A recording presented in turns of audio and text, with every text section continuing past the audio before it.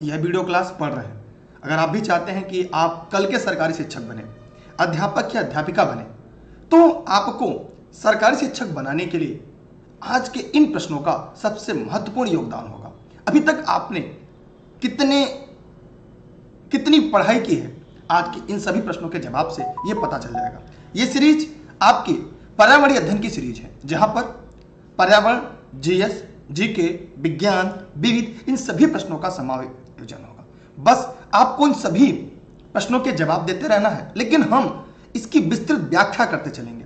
उसके लिए आप सभी साथी कॉपी कलम लेकर बैठिएगा, क्योंकि आज की सीरीज काफी महत्वपूर्ण होगी। और अगर आप सिलेक्शन के लिए पढ़ रहे हैं तभी इस वीडियो को अंत तक देखिएगा, क्योंकि वीडियो बड़ा होगा। जैसा कि मैंने पहले आपसे बताया था, यह एक मैराथन क्लास है, और मैराथन क्लास का मतलब भी समझते हैं कि वीडियो की साइज अपने आप में बड़ी रहेगी। और लोग प्राय 10 मिनट की, 15 मिनट की वीडियो देखना चाहते हैं, लेकिन उससे सिलेक्शन नहीं होगा। सिलेक्शन आपकी वास्तविक पढ़ाई से होगा। ये वही प्रश्न है जहां से आपकी परीक्षा में सवाल पूछे जाते हैं। मैंने हम उन्हीं प्रश्नों को लेकर आए हैं जहां से आपके परीक्षा में सीधे सीधे हुबहू सवाल आते हैं। तो फटाफट वीडियो को शेयर कर दीजिएगा और आप कॉपी कलम लेकर बैठ जाइएगा, क्योंकि अब हम भी आपके साथ आ गए हैं तब तक जब तक आपका सिलेक्शन ना हो जाए। डिस्प्ले पर आपको प्रश्न दिखाई दे रहा होगा, आप सभी को जो लोग वीडियो को लाइव सेशन में देख रहे हैं, तो वे सभी लोग ध्यान से देखें कि पहला सवाल क्या कह रहा है। कह रहा है, एक मिनट, हाँ, यहाँ पे जो पहला सवाल आपके सामने, CH3 COOH2 CH3 का सूत्र क्या है? ब्यूटानोइक अम्ल, मिथाइल इथेनोट, एथिल एथेनोट और प्रोपेनोइक अम्ल। तो आइए इसके बारे में जानते हैं ये किसका सूत्र है। तो जितने भी साथी इस वीडियो को देख रहे हैं फटाफट कमेंट करें। ये विज्ञान सभी विषयों का समावेशन है। तो यहाँ पर अगर हम इस प्रश्न की उत्तर की बात करें, जी हाँ मेरे प्यारे शिक्षक साथियों, कल के सरकारी शिक्षक, यहाँ पे इस प्रश्न का उत्तर होगा एथिल इथेनोट। इसका अगर हम IUPAC नाम जाने तो इथाइल एसीटेट है। इसका क्वथनांक हम बात करें तो 77.1 डिग्री सेल्सियस होता है। यह जल में घुलनशील होता है। इसका उपयोग हम गोंद, नाखून पालिश रिमूवर, नाखून पालिश जो रिमूवर होता है उसके लिए, चाय, कॉफी, अच्छा कॉफी से कोकीन निकालने में इसका इस्तेमाल किया जाता है। लेकिन यहाँ पर कुछ चीजें और है जो आपकी परीक्षा के लिए पूछी जाती हैं, जैसे ब्यूटेनाइक अम्ल का सूत्र क्या है। ब्यूटेनाइक अम्ल को हम एक नाम से जानते हैं, इसे ब्यूट्रिक एसिड कहते हैं। इसे क्या कहते हैं? इसे हम ब्यूट्रिक एसिड कहते हैं।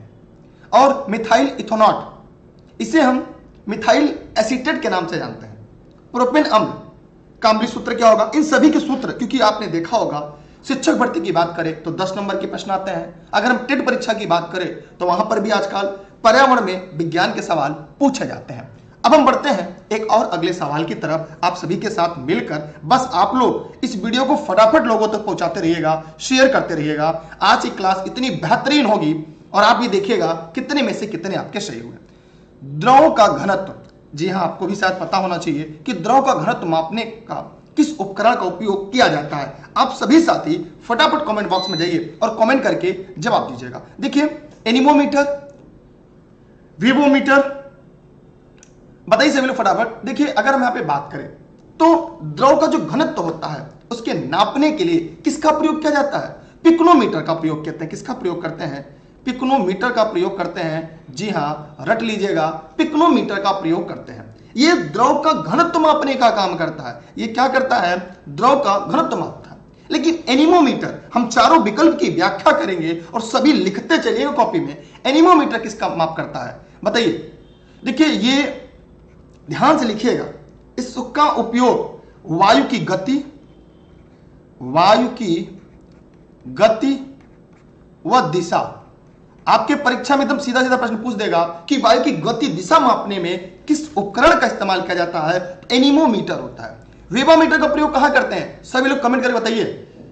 देखिए, ये मिट्टी, ध्यान दीजिएगा, जो मिट्टी होती है तो ये मिट्टी के जो रासायनिक गुण होते हैं, यांत्रिक गुण, मिट्टी के, ध्यान से अगर लिखना चाहे लिख लीजिएगा, मिट्टी के यांत्रिक गुणों को मापने के लिए टेरा मैग्नेटिक्स किया जाता है। मिट्टी के यांत्रिक गुण से इसका संबंध है। अब है यूडियोमीटर। यूडियोमीटर का प्रयोग क्या होता है? यह भौतिक या रासायनिक परिवर्तन के बाद गैस मिश्रण की मात्रा को मापता है। लिखना चाहे लिख लीजिएगा, यह यूडियोमीटर, इसका काम क्या होता है? यह भौतिक परिवर्तन हो या रासायनिक परिवर्तन हो, उसके बाद जो गैस मिश्रण की मात्रा में परिवर्तन को जो मापने का काम करता है यूडियोमीटर करता है। लेकिन अगर हम परीक्षा की विकल्प की बात करें, इस प्रश्न का उत्तर क्या होगा? डी सही और राइट आंसर होगा। हम बढ़ते हैं एक और अगले प्रश्न की तरफ। आप लोग चाहे तो इसे स्क्रीनशॉट के तौर पर अपने पास रख सकते हैं, बाकी आप सभी की मर्जी। ठीक है, जितने भी साथी वीडियो को देख रहे हैं सभी साथी आगे बढ़ते हैं हम एक और अगले प्रश्न की तरफ। शायद आपको प्रश्न दिख रहा होगा डिस्प्ले पर। केंद्रीय विश्वविद्यालय बाबा साहब अंबेडकर विश्वविद्यालय विद्या विहार किस शहर में स्थित है? हम यहां पे चारों विकल्प की व्याख्या करेंगे, लेकिन आपसे मेरा जो सवाल है वो सभी साथी कमेंट बॉक्स में कमेंट करके जरूर दीजिएगा। सभी लोग फटाफट कमेंट करिए, सभी लोग जवाब दीजिएगा। अब बताइए जवाब नहीं देंगे तो क्या होगा? देखिए, केंद्रीय विश्वविद्यालय बाबा साहब भीमराव अंबेडकर विश्वविद्यालय विद्या विहार कहां पर है? एकदम राइट आंसर दिया आप लोगों ने, लखनऊ शहर में है। जी हां मेरे प्यारे साथियों, यह आपके लखनऊ शहर में है। कहां पे होगा? यह आपके लखनऊ शहर में है। इसकी स्थापना कब हुई थी? जितने भी साथी मित्र इस वीडियो को लाइव सेशन में देख रहे हैं, यह फेसबुक पेज पर भी लाइव है, इलानी विद दुर्गेश के यूट्यूब पर है, एज ए गेस्ट के रूप में निःशुल्क मैं आपको लेकर आया हूं सीरीज। तो जल्दी से जवाब दीजिएगा, इसकी स्थापना कब हुई थी? तो केंद्रीय विद्यालय बाबा साहब भीमराव अंबेडकर विश्वविद्यालय विद्या विहार, जिसकी स्थापना 1996 में हुई थी। 1996 में हुई थी। अगर एक सवाल मैं आपसे और पूछूंगा कि आगरा में क्या है, तो आगरा में डॉक्टर भीमराव अंबेडकर विश्वविद्यालय है, जिसकी स्थापना 1927 में हुई थी। अगर कानपुर की बात करी जाए, कानपुर में छत्रपति शाहूजी महाराज विश्वविद्यालय है, जिसकी स्थापना 1966 में की गई थी। छत्रपति शाहूजी महाराज विश्वविद्यालय कानपुर में है, रट लीजिएगा। अगर हम वाराणसी की बात करें, जी हां जितने भी साथी वीडियो को देख रहे हैं फटाफट कमेंट सेक्शन में जाइएगा और कमेंट करके बताइएगा। सभी साथी, केवल आपके लिए नहीं है कि आप ही केवल बताएंगे, बताना सबको है। अब हम यहां पे अगर हम बात करें कि कानपुर में और क्या है, तो कानपुर में एक चीज और है, बताइए। चंद्रशेखर आजाद, चंद्रशेखर आजाद कृषि एवं प्रौद्योगिकी विश्वविद्यालय, जिसकी स्थापना 1975 में की गई थी, वह भी कानपुर में। और काशी हिंदू विश्वविद्यालय, काशी हिंदू विश्वविद्यालय, काशी हिंदू विश्वविद्यालय वाराणसी में है, एक केंद्रीय विश्वविद्यालय, जिसकी स्थापना 1916 में की गई थी। अब यहीं पर संपूर्णानंद संस्कृत विश्वविद्यालय वाराणसी में ही संपूर्णानंद संस्कृत विश्वविद्यालय वाराणसी है, जिसकी स्थापना 1791 में हुई थी। तो ये एक प्रश्न के इतनी व्याख्या थी जो मैंने क्रमवार रूप से कर दी। अगर आप कॉपी कलम लेकर बैठे होंगे, इस व्याख्या को लिख लीजिएगा, इससे बाहर आपके सवाल नहीं आएंगे। अगला सवाल है कि उत्तर प्रदेश पुलिस का मुख्यालय कहां पर है? तो एकदम आसान सा सवाल है मेरे प्यारे साथियों। इस देश के निर्माताओं जरा कमेंट बॉक्स में जाइए और कमेंट करके बताइए, उत्तर प्रदेश बरेली, प्रयागराज, नोएडा, मेरठ कहां पर है? उत्तर प्रदेश पुलिस का मुख्यालय सभी लोग बताइए फटाफट कहां पे है? प्रयागराज में है। कहां पर है?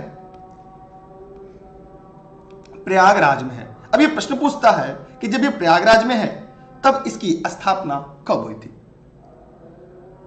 अगर मंडल की बात की जाए, तो अगर मंडल की बात की जाए तो मंडल इसके दो जगह है। जैसे मेरठ मंडल है जो परीक्षा में पूछा जाता है, दूसरा आपका बरेली मंडल है जहां से सवाल आते हैं। इसके अलावा इसका मुख्यालय प्रयागराज, पूर्ण नाम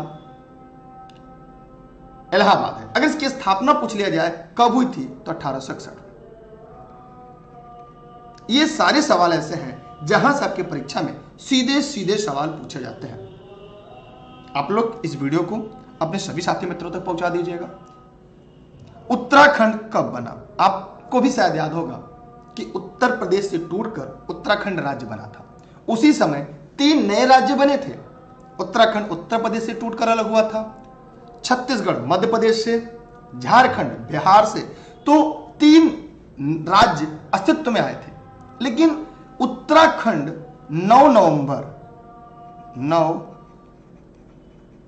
नवंबर सन 2000, यह घटना कब की है? यह घटना सन 2000 की है। सन 2000 में 3 नए राज्य अस्तित्व में आए थे। अगर पूछा जाए कि वर्तमान समय में उत्तराखंड की राजधानी क्या है, वर्तमान समय में इसके मुख्यमंत्री कौन है, तो यह आपका करंट का सवाल हो जाएगा। यहां पे भारत की सबसे बड़ी नदी गंगा यमुना के उद्गम स्थल है, जहां से गंगा गंगोत्री से निकलती है, यमुना यमुनोत्री से निकलती है। तो यह सवाल आपके लिए कितना महत्वपूर्ण है, इसका जवाब आप स्वयं दीजिएगा। ठीक, अब हम चलते हैं एक और अगले सवाल की तरफ। किसी के मन में कोई सवाल हो तो पूछ सकता है। यहां पे देखिए 2016 से मैं एक सवाल का जवाब दे दूं। पिछली बार पूछा सवाल है, पूर्ण जैविक राज्य सिक्किम है। ये 2016 में पूर्ण जैविक राज्य होने का इसे गौरव मिला था। और 2011 से उड़ीसा का नाम, जो उड़ीसा था उसका नाम बदलकर ओडिशा कर दिया गया। उड़ीसा से उसका नाम ओडिशा कर दिया गया। ठीक, अब हम और आगे चलते हैं। जितने इस वीडियो को लाइव देखा जरा फटाफट कमेंट सेक्शन में कमेंट करें। किसी के मन में कोई डाउट हो, कोई सवाल हो तो पूछ सकता है। अगला सवाल है, बरसाना होली के साथ किससे खेली जाती है? टमाटर के साथ, दूध के साथ, पत्थर के साथ, डंडे के साथ?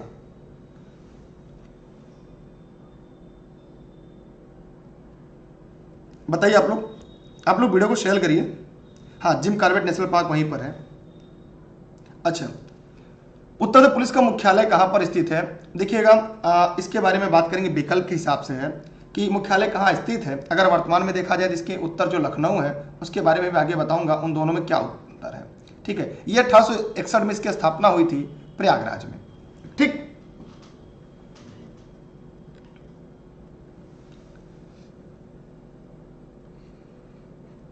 चलिए अब हम बात करते हैं बरसाना की होली। जो बरसाना की होली होती है उसे हम एक नाम से जानते हैं। कोई बता सकता कौन सा नाम उसे बोला जाता है? लठमार होली। लिखना चाहे लिख लीजिएगा, वैसे आपकी मर्जी, लिख लेंगे लठमार होली। और जो बरसाना की होली को हम लठमार होली कहते हैं, ये किसके साथ होगी? तो इसका मतलब लठमार है माने ये डंडे से ही होगी, लाठी डंडों से ही होगी ना, तभी तो लठमार होली पड़ा। बरसाना की होली लठमार होली कहलाती है।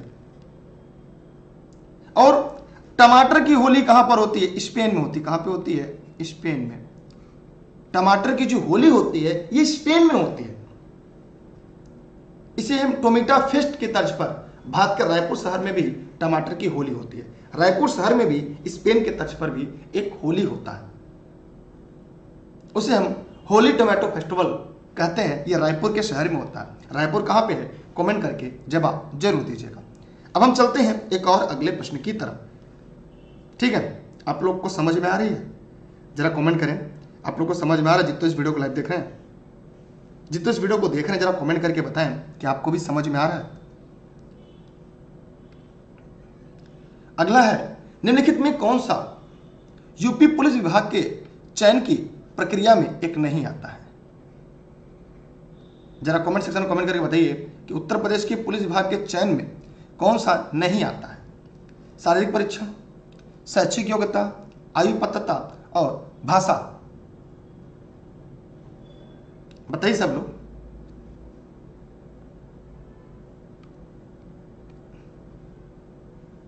चलिए यहां पर हम लोग ध्यान से देखते हैं।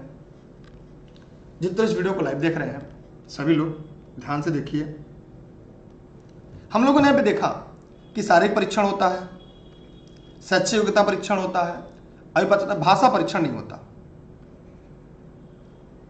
ठीक, वो शैक्षिक योग्यता में ही इसका चयन हो जाता है। एक पौराणिक कथा के अनुसार किस देवता को दशाश्वमेध घाट पर किए जाने वाले दशाश्वमेध यज्ञ के दौरान 10 घोड़ों की बलि दी थी?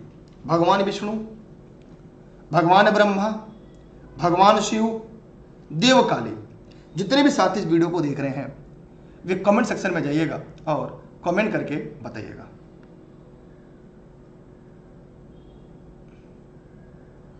सभी लोग जितने भी वीडियो को देख रहे हैं, देखिए जो पौराणिक कथा थी उसके अनुसार जो भगवान ब्रह्मा थे, इसका उत्तर बी होगा, पहले बता दूं मैं। भगवान ब्रह्मा ने दशाश्वमेध घाट पर किए जाने वाले जो दशाश्वमेध यज्ञ के दौरान 10 घोड़ों की बलि दी थी। अब इन सभी के बारे में अगर हम एक एक लाइन आपको बताना चाहें, आइए उनके बारे में भी जान लेते हैं। जैसे भगवान विष्णु की अगर हम बात करें, ऐसे करें सब सोचेंगे सही विकल्प लगाएं क्या। भगवान जो विष्णु है, ये वैदिक समय से ही विष्णु के संपूर्ण विश्व की सर्वशक्ति के निरंतरता के रूप में माना गया है। भगवान शिव को संहार का देवता माना जाता है। ठीक है, अब हम बढ़ते हैं और अगले प्रश्न की तरफ।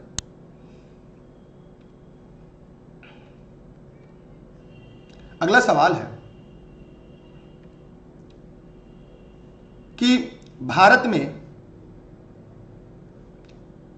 बहादुरी का सर्वोच्च पुरस्कार निम्नलिखित में से क्या है? भारत में बहादुरी का सर्वोच्च पुरस्कार क्या है? अशोक चक्र, परमवीर चक्र, कीर्ति चक्र, वीर चक्र, बताइए क्या होगा आपके हिसाब से?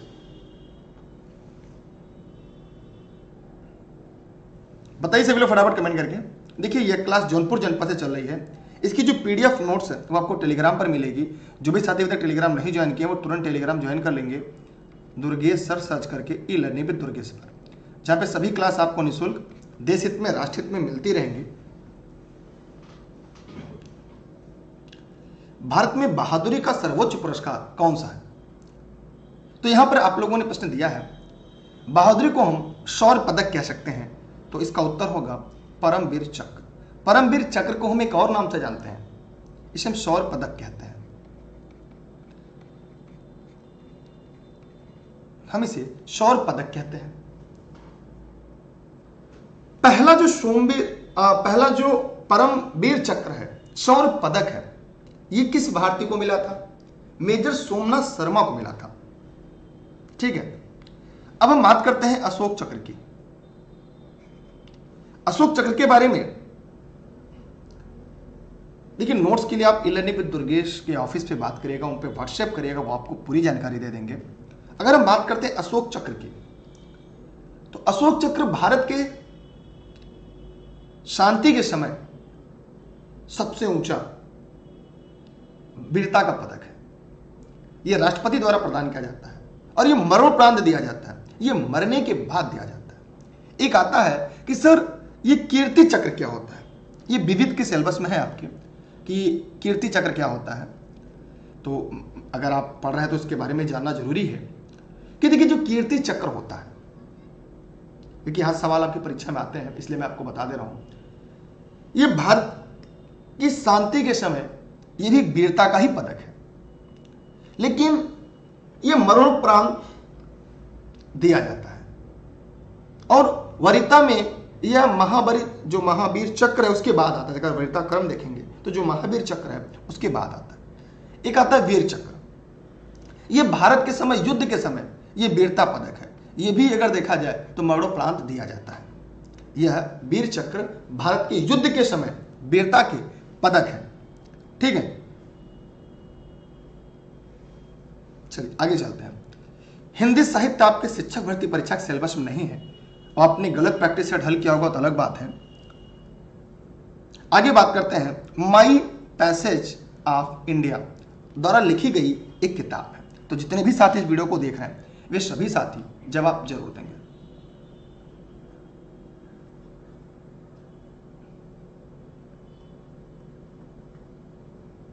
देखिए आप लोगों ने सवालों के जवाब अभी तक नहीं दिए हैं। यह इस्माइल मर्चेंट के द्वारा लिखी गई। किसके द्वारा? इस्माइल मर्चेंट के द्वारा लिखी गई है। इसके अलावा अगर देखें मुल्क राज आनंद की अगर कोई प्रसिद्ध पुस्तक पूछ ले अगर आपकी परीक्षा में, तो आप इसका जवाब क्या देंगे? बताइए जरा कमेंट सेक्शन में कमेंट करके कि आप लोग इसका जवाब क्या देंगे। देखिए मुल्क राज जो आनंद थे, इनकी अनटचेबल्स उपन्यास थी, कुली और the source and the skill इनकी रचना थी। इन्हें साहित्य के क्षेत्र में तो 1967 में पद्म भूषण भी मिला था। कभी कभी विद्याधर, सूरज प्रसाद, नागपाल, इनसे भी सवाल आपकी परीक्षा में पूछा जाता है। तो ये आधुनिक युग के प्रसिद्ध अंग्रेजी के साहित्यकार हैं। इन्हें 2001 के साहित्य का नोबेल 2001 का इन्हें मिला था। इनकी रचना है, क्या क्या रचना है इनकी, कोई बता सकता है? ए हाउस फॉर मिस्टर विश्वास, ए बेंड इन दी रिवर, क्योंकि पुस्तकें भी आपके सिलेबस में है, प्रमुख किताबें, प्रमुख पुस्तकें।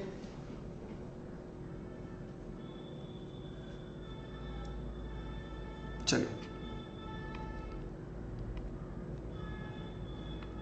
हम आगे देखते हैं। अगला सवाल आपके सामने फिर से आ गया है, विश्व पर्यावरण दिवस कब मनाया जाता है? मुझे नहीं लगता जितने इस वीडियो को लाइव देख रहे हैं किसी का सवाल का जवाब ये गलत होगा, सब इसके जवाब सही देंगे। देखिए 69 शिक्षक भर्ती में जो हिंदी में साहित्य के सब्जेक्ट थे, प्रश्न थे, उन्हें पीएनपी ने डिलीट किया, उसके नंबर सबको कॉमन कर दिए। बाकी पढ़ते रहिएगा सभी लोग जितने इस वीडियो को लाइव देख रहे हैं, और शेयर करते रहिए। ठीक, आपने देखा होगा साहित्य के 3 प्रश्न में गलती से पीएनपी ने पूछ लिया था, तीनों प्रश्न को डिलीट करना पड़ा। उसके नंबर पूरे जितने भी अभ्यर्थी थे जिन्होंने उसको टच किया था प्रश्न को, सबको कॉमन मिले। देखिए इस प्रश्न का उत्तर एकदम सही है, 5 जून। इसके अलावा 22 अप्रैल को पृथ्वी दिवस है। समझ में आ रहा है ना? पृथ्वी दिवस कब है? 22 अप्रैल को। 8 मई को रेड क्रॉस, 11 जून को सेतु बंधु रामेश्वरम प्रतिष्ठा राष्ट्रीय दिवस है, तो उसका कोई मतलब नहीं है आपका। आगे चलते हैं, जेट इंजन का आविष्कार किसने किया था? ये काफी यूनिक सवाल है, यहां से भी आपकी परीक्षा में सवाल आते हैं, चाहे आप टेट की तैयारी कर रहे हैं, चाहे शिक्षक भर्ती परीक्षा की तैयारी कर रहे हैं, सरकारी शिक्षक बनने की तैयारी कर रहे हैं, इन सभी में इसका रोल सबसे अहम और महत्वपूर्ण है। तो जरा जवाब दीजिएगा आप सभी साथी।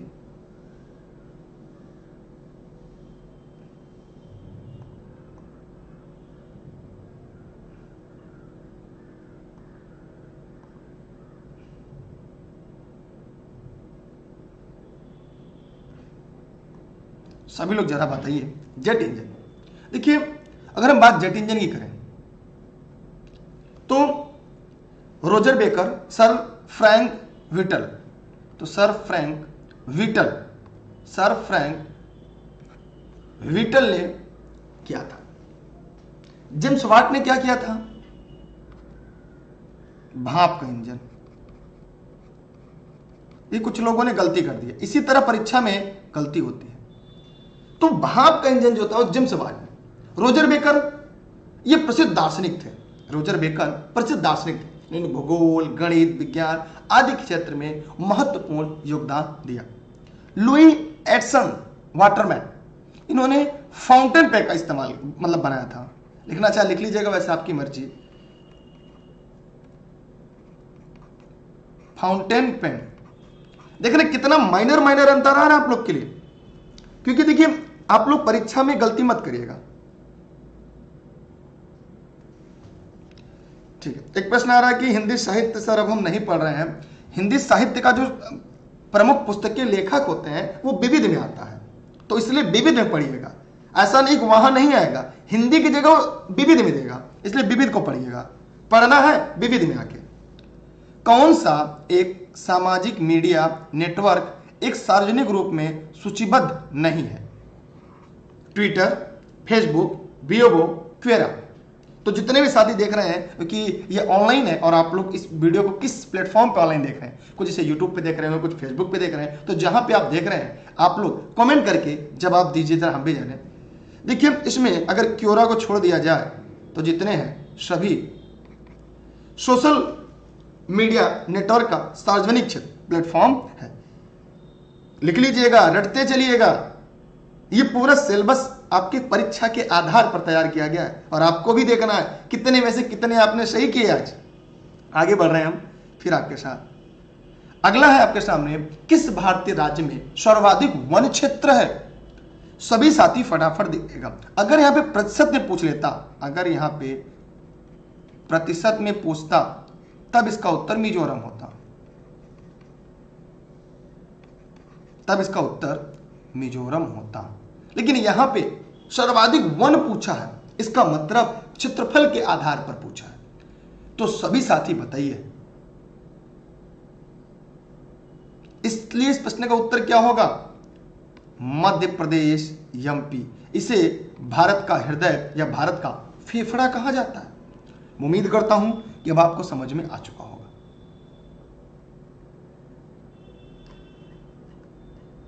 बताइए। चलिए अगला है, फिनलैंड शासकीय मुद्रा है, माने फिनलैंड कहां की मुद्रा है? डॉलर अगर पूछ लिया जाए तो डॉलर अगर हम बात करें तो ये यूएसए का है। देखिए ऐसे आपको क्या करना है, चारों विकल्प लिख रहे हैं ना आप लोग। देखिए एक यूएसए हो गया। अगर हम पौंड की बात करें, पौंड कहां कहां है? तो ये यूके में है। अगर हम यहां पे पौंड की हम बात करें तो यूके यूनाइटेड किंगडम में आपको मिल जाएगा। यह मिस्र में है, सूडान में है। रियाल की अगर हम बात करें, परीक्षा में पूछा जाता है, रियाल कहां पे है? कतर में रियाल चलती है। ईरान में है, ईरान में भी आपकी क्या है? रियाल है। सऊदी अरब में हो गया। समझ में आ रहा भी आप लोग ना? अगर भी इस प्रश्न का जो उत्तर है वो यूरो है, माने इस प्रश्न का अगर उत्तर की बात करें तो डी यूरो है। यूरो फिनलैंड की शासकीय मुद्रा है, माने यहां पे लिख दें तो यूरो होगा। यूरो जो है फिनलैंड की एक शासकीय मुद्रा है। देखिए हम आपके सभी चीजों का समाधान करेंगे, लेकिन आप लोग लास्ट तक जुड़े रहिएगा। देखिए नोट्स में सब कुछ आपको मिल जाएगा। ई-लर्निंग विद दुर्गेश पर जो नोट्स आपको मिल रहे हैं, चाहे वो टेट के हों, सी टेट के हों, सुपर टेट के हों, अगर उतना आपने एक बार तैयार कर लिया तो पेपर के बाहर सवाल नहीं आएगा। विविध, करंट सब आपको मिलेगा। लेकिन धैर्य रखिए, एक ही दिन में एक ही वीडियो लेक्चर में तो नहीं होगा ना। हम आपके लिए कंप्लीट प्रैक्टिस सेट लेकर आ रहे हैं 150 प्रश्नों की 150 मिनट में। लेकिन उसके लिए धैर्य रखिए, 50 प्रैक्टिस सेट हम आपके लिए लेकर आ रहे हैं। वो सब ई-लर्निंग विद दुर्गेश के ऐप पर आपको मिल जाएगा।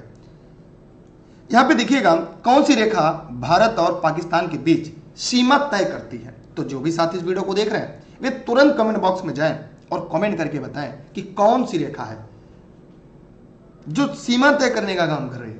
तो आपने देखा कि भारत, मतलब किस देश का नाम सुनते ही आंखें लाल हो जाती हैं। तो आपने कहा सर आंखें अगर लाल की बात करें तो वो एक ही देश है जिसका नाम है पाकिस्तान। तो रेड माने लाल, तो रेड क्लिफ रेखा। इसका निर्धारण बॉर्डर कमीशन ने धर्म के आधार पर, मजहब के आधार पर भारत और पाकिस्तान का विभाजन हुआ था। तो वहां पर रेड क्लिफ रेखा था। अगर मैकमोहन की बात करें तो ये भारत और चीन। डूरंड रेखा, ध्यान से देखिएगा, जिस समय डूरंड रेखा खींची गई थी उस समय भारत और पाकिस्तान के बीच थी। लेकिन वर्तमान समय में पाक और किसके बीच है? अफगानिस्तान के बीच है। ये एक अंतरराष्ट्रीय सीमा है, भारत से भी थोड़ी सी लगती है। तो ये तीनों सीमाओं रेखाओं के बारे में आप लोग जानते रहिएगा। पहले भारत और अफगानिस्तान के बीच में थी, बाद में पाकिस्तान का विभाजन हो गया, तो ये रेखा पाकिस्तान और अफगानिस्तान के बीच में हो गई। समझ में आ रहा है आप लोग को ना? स्क्रीनशॉट करते चलिएगा।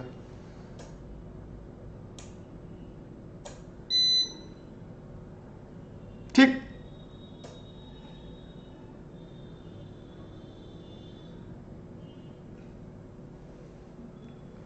चलिए आगे चलते हैं हम लोग।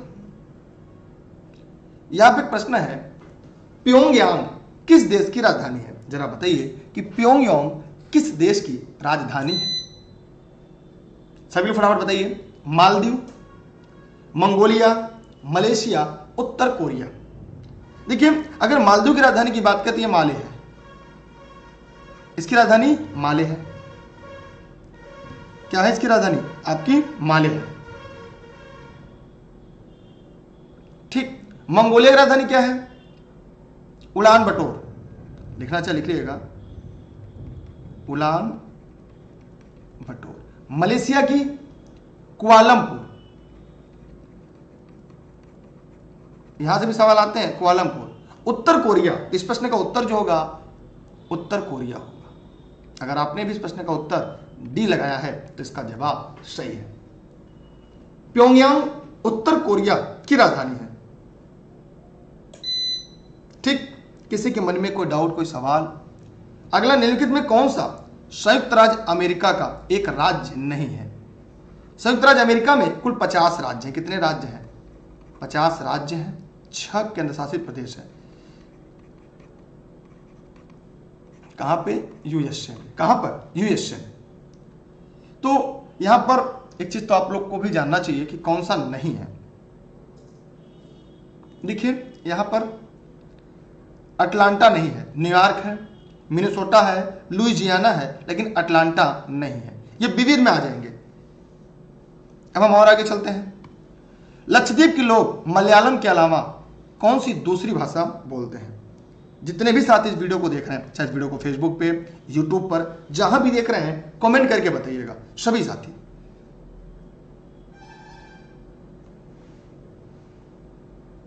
देखिए, लक्षद्वीप के सभी लोग मलयालम के अलावा दूसरी भाषा जो बोलते हैं उसका नाम है महल। जी हाँ, ये मिनिकाय में ही बोली जाने वाला भाषा, ये महल मिनिकाय में भी बोली जाती है, यह मिनिकाय में बोली जाती है। इसके अलावा ये पहली भाषा हो गई, ये दूसरी भाषा हो गई, इनकी तीसरी भाषा अंग्रेजी भी है। और ये पूर्ण जैविक केंद्र शासित प्रदेश है। ठीक, अब किसी के मन में कोई दिक्कत हो तो पूछ सकता है। तमिल, अगर तमिल की बात की जाए तो यह तमिलनाडु में, यह तमिलनाडु में बोली जाती है, पुदुचेरी में बोली जाती है, श्रीलंका में बोली जाती है।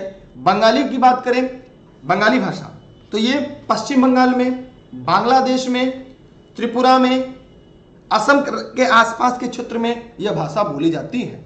हिंदी राजभाषा है, राजभाषा नहीं, हिंदी क्या है? राजभाषा। राजभाषा मत मानिएगा, हिंदी क्या है? ये राजभाषा है। ये कितने राज्यों में बोली जाती है, कमेंट करके जवाब दीजिएगा। उत्तर प्रदेश हिंदी भाषी राज्य है। उत्तर प्रदेश के अलावा आप कौन कौन से ऐसे राज्य हैं जहां पर हिंदी बोली जाती है? ठीक, और किसी के मन में कोई सवाल हो तो पूछ ले। सबको समझ में आ रहा है ना? एक ऐसी सीरीज है जहां पे आपको ये समझ में आएगा आपको क्या क्या भी पढ़ना है, क्या क्या अभी तक आपने नहीं पढ़ा है। एक तरह से आपको सिलेबस का दर्शन हो जा रहा है। चाहे आप टेट की तैयारी कर रहे हैं, चाहे सुपर टेट की तैयारी कर रहे हैं, शिक्षक बनने की तैयारी कर रहे हैं, ये सभी के लिए काफी महत्वपूर्ण है। ठीक, और आगे बात करते हैं। अगला सवाल है, शिवाजी के छोटे बेटे का नाम बताएं जो तीसरे छत्रपति कहलाते हैं। राजाराम, संभाजी, शाहू, बाजीराव। ये आधुनिक भारत के इतिहास का सेक्शन है। शिवाजी के छोटे बेटे जिन्हें तीसरे छत्रपति कहते हैं, यहां पे उनका नाम बताने वाले कोई है? राजाराम। कौन है? राजाराम। संभाजी की बात करें तो ये राजा जी के, ये जो संभाजी है ये राजाराम के बड़े भाई थे। साहू की बात करें, जरा साहू से सवाल पूछता आपके परीक्षा में, जरा साहू को बताइए। साहू मराठा के भोसले राजवंश के, ये मराठा के भोसले राजवंश के थे। ये भोसले राजवंश के राजा और कोल्हा की भारतीय रियासतों के महाराजा थे। छत्रपति साहूजी महाराज को राजश्री साहू के नाम से जानते हैं। अगर हम बात करें बाजीराव का, तो बाजीराव प्रथम महान सेना नायक था जो 1720 से लेकर 1740 तक मराठा साम्राज्य के चौथे छत्रपति साहूजी महाराज पेशवा अर्थात प्रधानमंत्री रहे। इन्हें बाजीराव बल्लाल, थोरेल बाजीराव आदि के नामों से जाना जाता है। ठीक है, आगे हम लोग बढ़ते हैं अगले सवाल की तरफ। ओडिशा से प्रारंभ एक प्राचीन लोक नृत्य कौन सी है? तो जितने भी साथी इस वीडियो को देख रहे हैं जरा कमेंट करके बताएं कि ओडिशा से शुरू उस प्राचीन नृत्य का नाम क्या है। चलिए, अगर हम यहाँ पे बात करें इस प्रश्न का उत्तर पुलिकली, राउत नाच, ढालू कुनीता या घूमरा, तो यहाँ पे इस प्रश्न का उत्तर क्या होगा?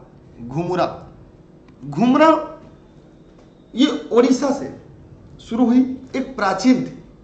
अगर हम बात करें पुलिकली, तो ओणम का त्योहार जब होता है ये केरल में है, केरल में। लेकिन इसे कब? ओणम के पर्व पे, जब ओणम का त्योहार आता है, एक खास लोक नृत्य है जिसे हम पुलिकली कहते हैं, राउत नाच।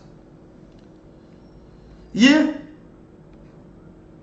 छत्तीसगढ़, सीजी माने छत्तीसगढ़, परंपरागत रूप से दूध दही का व्यवसाय करने वाले जो यदुवंशी हैं, उनके शौर्य और लोकगीत से मिले जुले एक ऐसा लोक नृत्य है जो हम एक पखवाड़े के दौरान किया जाता है। एक है डालू कुनीता। ढालू कुनीता जो इसे डोलू कुनिया कहते हैं, इसे डोलू कुनिया के नाम से भी जानते हैं। इसका एक उपनाम है, लिख लीजिएगा। हो सकता है परीक्षा में वो उपनाम भी आपकी, क्योंकि नृत्य भी आपके सिलेबस में है, शायद आपको याद होगा।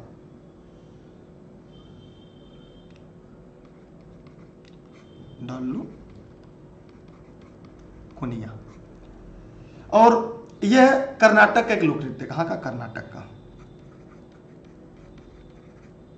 कर्नाटक का एक लोक नृत्य है। हम चलते हैं एक और अगले प्रश्न की तरफ। आप लोग कितने सही हो रहे हैं? सबको आ रहा है? जरा एक बार कमेंट करिए। एक बार आप लोग वीडियो को शेयर कर दीजिएगा, जो भी आपके साथी तैयारी कर रहे हैं उन तक ये पहुंचा दीजिएगा सभी लोग। अगला सवाल है, भारत अपने नारियल के वार्षिक उत्पादन में इंडोनेशिया के बाद किस स्थान पर आता है?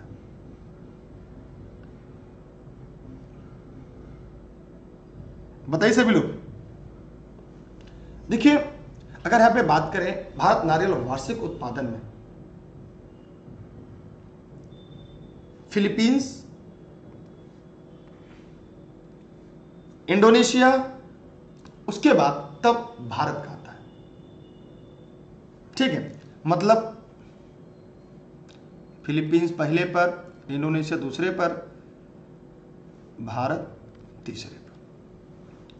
अगला सवाल है, 24 जनवरी 1950 को भारतीय संविधान सभा 284 सदस्यों ने हस्तलिखित संविधान पर हस्ताक्षर किए, जिसमें महिलाएं शामिल थी। तो बताइए कितनी महिलाएं सम्मिलित थी?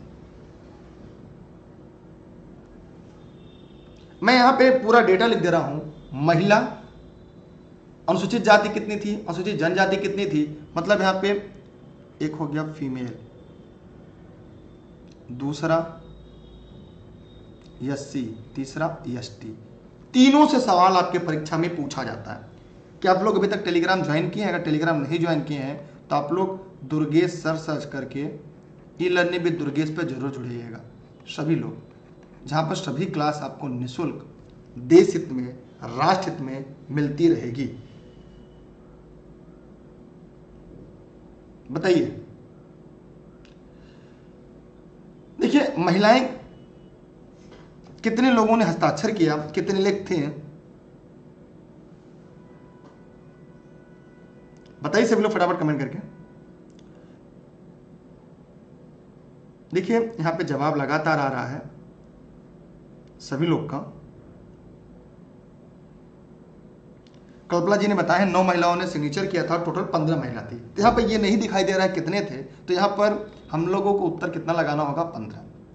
लेकिन ये पूछ रहा है प्रश्न में एससी महिलाएं कितनी थी, सॉरी एससी महिलाएं नहीं, एससी माने अनुसूचित जाति के लोग कितने थे? तो वो थे 26, महिलाएं 15। कब? संविधान सभा में। किसकी बात हम कर रहे हैं? संविधान सभा की बात कर रहे हैं। एसटी 33।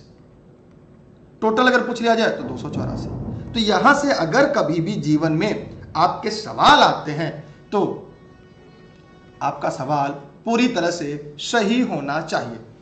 क्या सबको समझ में आ गया? जितने इस वीडियो को लाइव देख रहे हैं, यह भारतीय संविधान सभा की अंतिम बैठक थी। ठीक है, किसी के मन में कोई प्रश्न हो, कोई डाउट हो तो कमेंट करके पूछ सकते हैं। हम और आगे चल रहे हैं।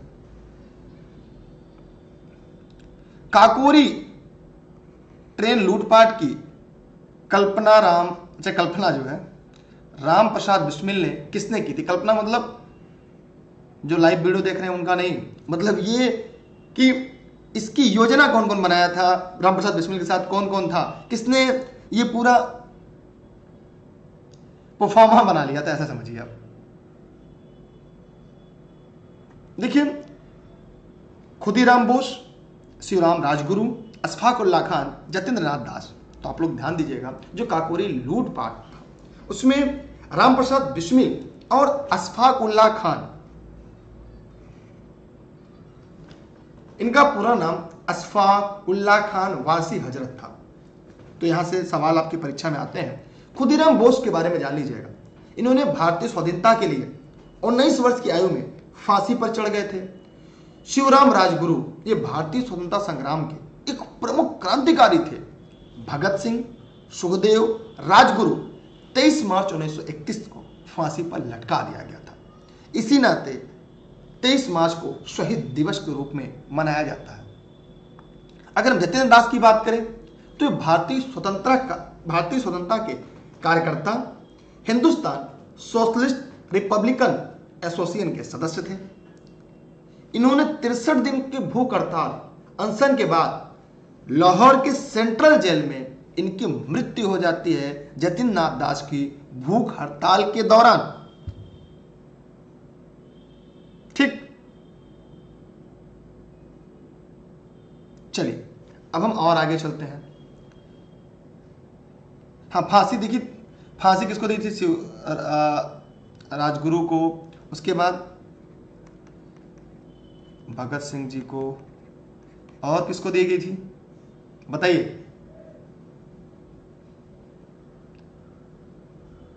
सुखदेव। कब दी गई थी? 23 मार्च 1931। ठीक है।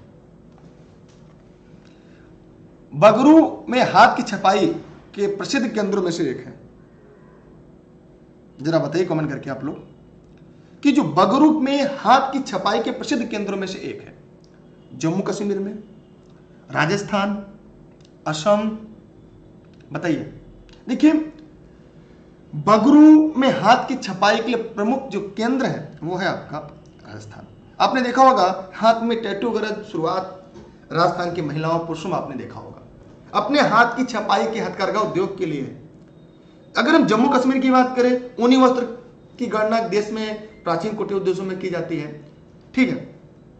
असम में जो लॉर्ड विलियम वेटिक था उसने जूट के लिए पारंपरिक उद्योग लगाए थे। केरल को मसालों का शहर भी कहा जाता है। हम बढ़ते हैं अगले सवाल की तरफ। ठीक है, किसी के मन में कोई सवाल हो तो पूछ सकता है, कोई प्रश्न नहीं है ना? किसी के मन में कोई सवाल, कोई डाउट हो तो पूछ सकता है। कह रहा है कि हवा महल 1799 में महाराजा द्वारा बनाया गया था।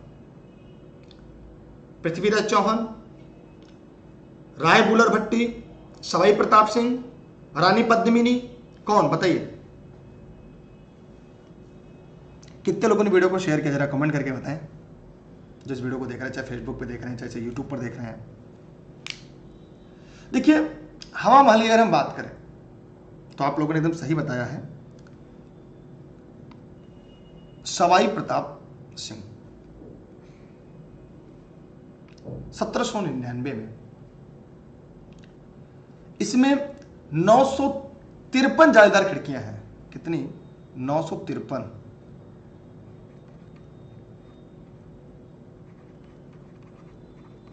जालीदार खिड़की है। लिख देगा रहने दे, खिड़कियां हैं। अगर पृथ्वीराज चौहान की बात करें तो तराइन के युद्ध से इनका संबंध है। जिससे तराइन का जो युद्ध हुआ था उससे पृथ्वीराज चौहान का संबंध है। रानी पद्मावती, इन्हें पद्मावती भी कहते हैं। चित्तौड़ के जो राजा रतन सेन की रानी थी।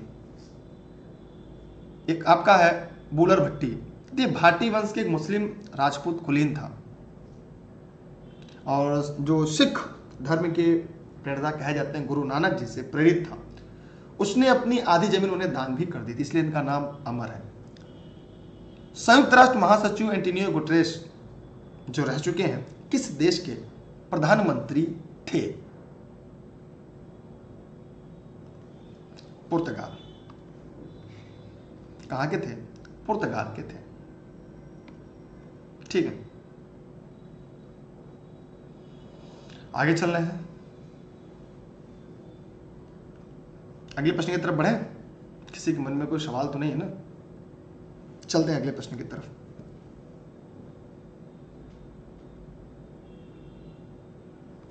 क्या हुआ?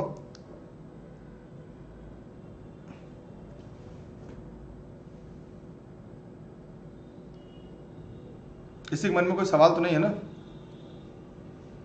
इस क्लास के अलावा अगर कोई सवाल हो तो बाद में कमेंट बॉक्स में कमेंट करिएगा। उनका धन्यवाद जिन्होंने वीडियो को शेयर किया है। उद्घाटन के बाद लखनऊ के इकाना स्टेडियम में खेला गया पहला अंतर्राष्ट्रीय क्रिकेट मैच भारत और किसके बीच खेला गया? जरा कमेंट सेक्शन में कमेंट करिएगा और जवाब दीजिएगा।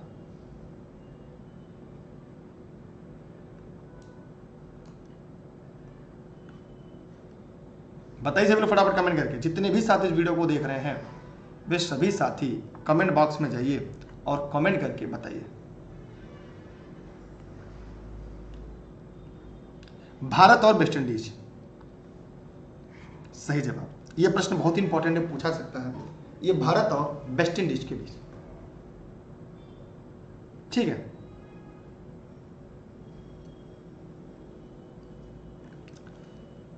वर्ष 2022 के एशियाई खेल की मेजबानी किसके द्वारा की जाएगी? सभी से जरा फटाफट कमेंट करें जितने इस वीडियो को देख रहे हैं।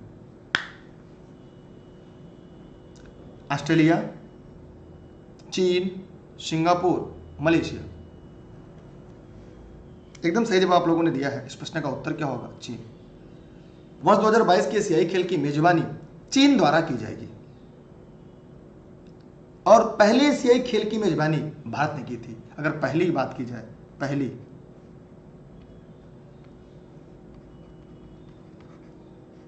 भारत ने किया था।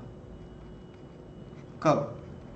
1951। मतलब ये वो टॉपिक है जहां से आपकी परीक्षा में सवाल आते हैं। उस समय इसका उद्घाटन उस समय के राष्ट्रपति डॉक्टर राजेंद्र प्रसाद जी ने किया था, ठीक है। किसी के मन में कोई प्रश्न, कोई सवाल हो तो जरूर पूछेगा। अगला आपके सामने सवाल है, भारत के चीफ आर्मी स्टाफ का नाम बताया जिन्होंने 31 जनवरी को पदभार संभाला था। हाल ही में उनका निधन हो गया था, जरा बताएं। हाल ही में उनका निधन भी हो गया है। हाल ही में उनका निधन भी हो गया है।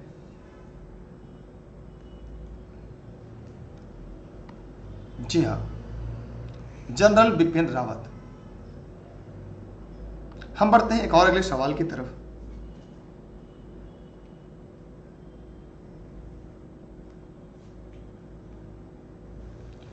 जो भी साथी वीडियो को देख रहे हैं वो फटाफट कमेंट बॉक्स में जाएं और कमेंट करके शेयर करें। सभी लोग फटाफट वीडियो को ज्यादा से ज्यादा लोगों तक शेयर कर दें, पहुंचा दें। इतना काम तो कर सकते हैं ना। देखिए, अगला सवाल आपके सामने है कि नवंबर 2018 में जो 33वां आसियान शिखर सम्मेलन कहां आयोजित किया गया था? तो ये सिंगापुर में किया गया था। पहला कब किया गया था? जरा प्रश्न यहां पे पूछ सकता है कि पहला कब किया गया था। भाई, आसियान शिखर सम्मेलन पहला कहां किया गया था? बताइए सभी लोग।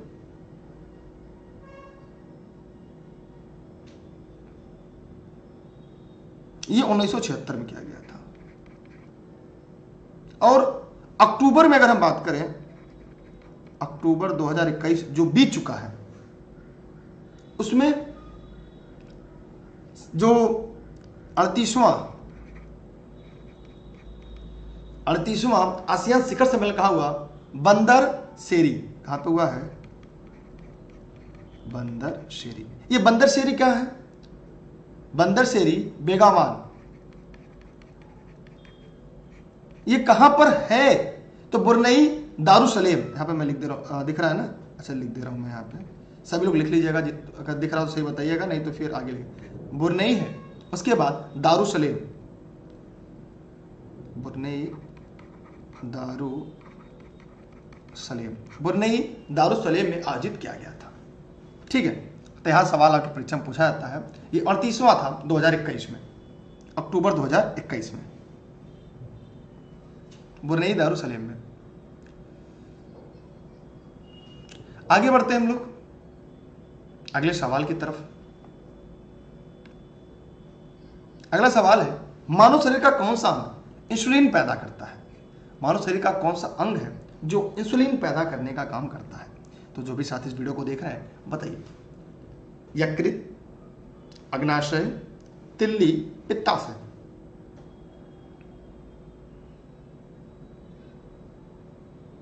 सभी लोग फटाफट कमेंट करते रहे।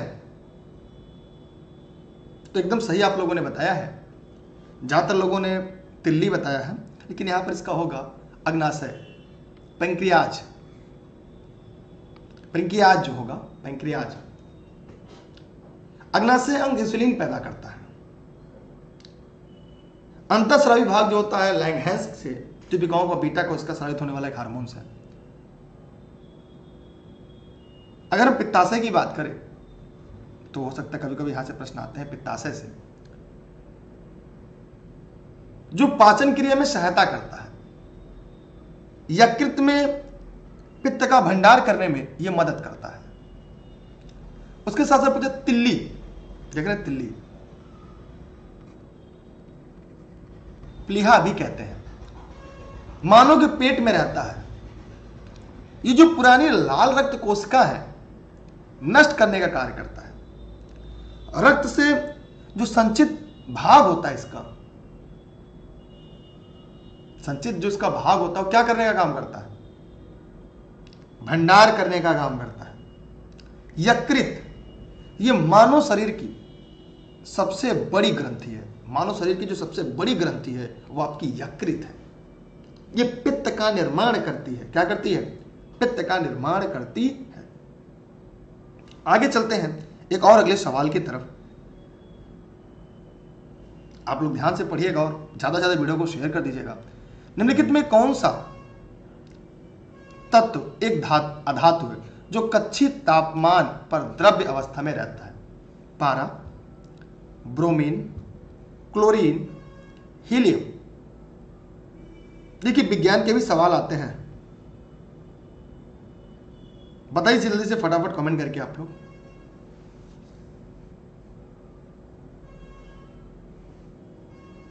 जितने इस वीडियो को लाइव देख रहे हैं, देखिए इस प्रश्न का उत्तर ब्रोमीन होगा।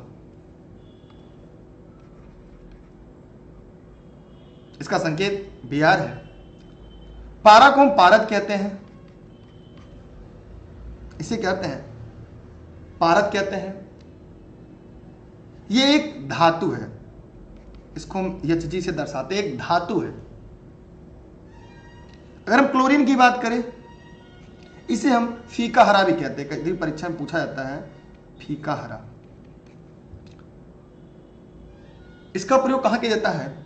कमेंट बॉक्स में कमेंट करके बताइएगा जितने इस वीडियो को लाइव देख रहे हैं।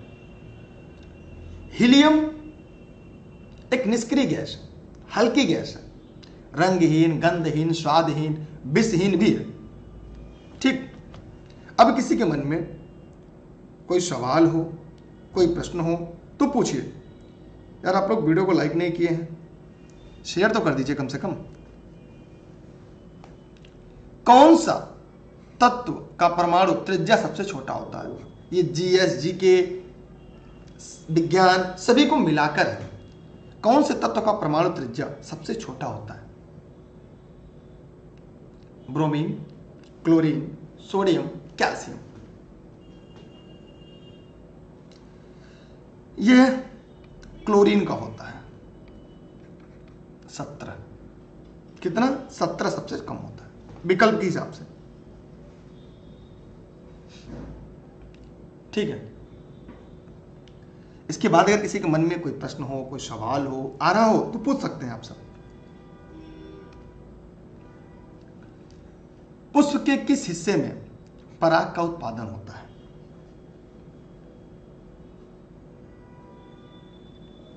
पुष्प के किस हिस्से में होता है?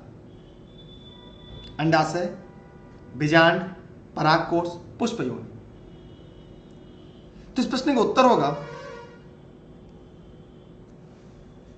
जी, आप लोग एकदम सही जवाब बता रहे हैं। ये निःशुल्क क्लास आप सभी के लिए देश हित में, राष्ट्र हित में है।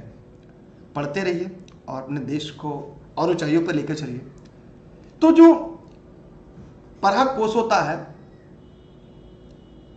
ये पुष्प के पराग का उत्पादन होता है यहां से। अगर हम बीजांड की बात करें, कुछ लोग के मन में आ रहा है कि सर बीजांड क्या होता है? किसी भी जो बीज के उत्पन्न करने वाले पादप में बीजांड वह संरचना होती है जहां मादा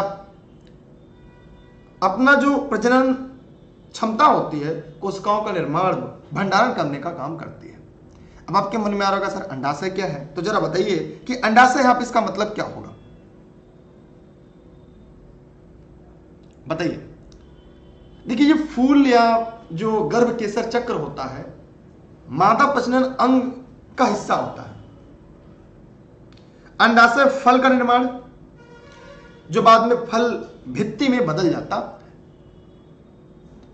देखिए, पुष्प योनि क्या होती है? इसे फूल की महिला या मादा जननांग कहते हैं। यह एक से अधिक अंडों का बना होता है। ठीक है, हम चलते हैं एक और अगले प्रश्न की तरफ। हम समझ में आ रहा है? हाँ। अब है, कौन सा जीवाणु अंडाकार या गोलाकार होता है? कौन सा जीवाणु अंडाकार या गोलाकार होता है?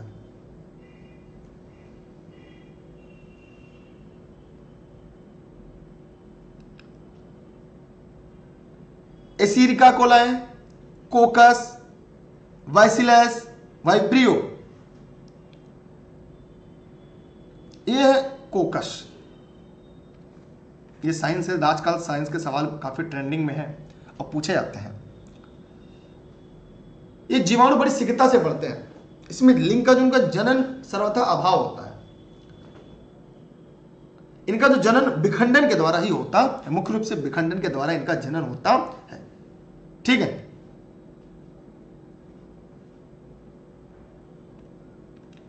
चलिए अगला प्रश्न आपके सामने, शायद आपको दिख रहा होगा। बैगनी रंग के प्रकाश की तरंग दैर्ध्य लगभग कितनी होती है?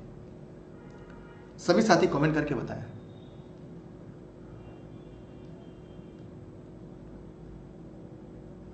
बताइए सब लोग। देखिए, बैगनी रंग की जो प्रकाश तरंग दैर्ध्य होती है, ये 380 से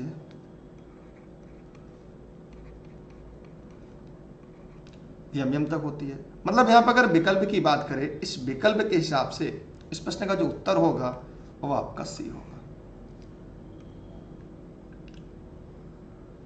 अगर हम लाल रंग की बात की जाए तो 520 से 740 तक होता है। मक्खन किसका उदाहरण है? जितने भी साथी वीडियो को देख रहे हैं, जरा कमेंट बॉक्स में कमेंट करके बताएं कि जो मक्खन है वो किसका उदाहरण है।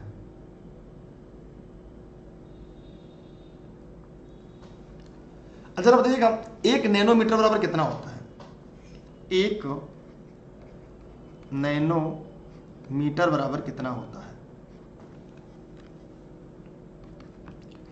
10 घाते, ये रट लीजिएगा, पूछा जाता है। इसी को हम कहते हैं 1 एंगस्ट्रॉन। कॉपी यूनिक टॉपिक है, यहां से सवाल हो सकता है कि परीक्षा में ही पूछ लिया जाए। मक्खन क्या है? निलंबन, कोलाइड घोल, पायस, मिश्रण क्या है? बताइए फटाक से कमेंट करके, आप लोग जो लोग वीडियो को लाइव देख रहे हैं। बताइए फटाफट कमेंट करके कमेंट सेक्शन में।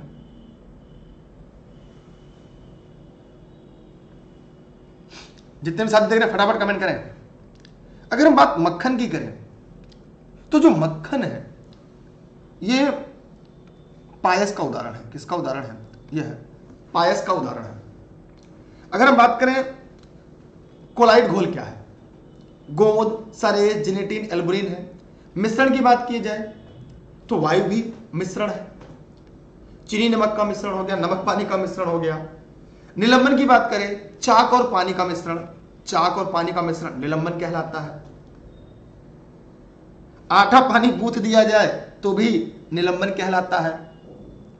अच्छा, हवा का जो मिश्रण है निलंबन कहलाता है। हवा का मिश्रण निलंबन कहलाता है। सॉरी, हवा का जो मिश्रण होता है निलंबन कहलाता है। देखिए सॉरी, आप लिख दे रहे हैं हवा का मिश्रण,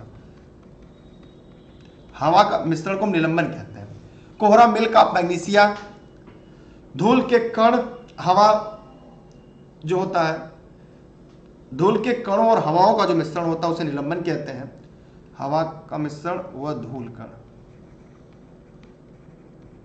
क्योंकि हवा भी एक मिश्रण है। हवा क्या है? स्वयं एक मिश्रण, लेकिन हवा में और भी चीजें मिली है, उसे हम निलंबन कहते हैं। इसलिए इस प्रश्न का उत्तर यहां पर सी होगा। ठीक है। पायस इमुलेशन है।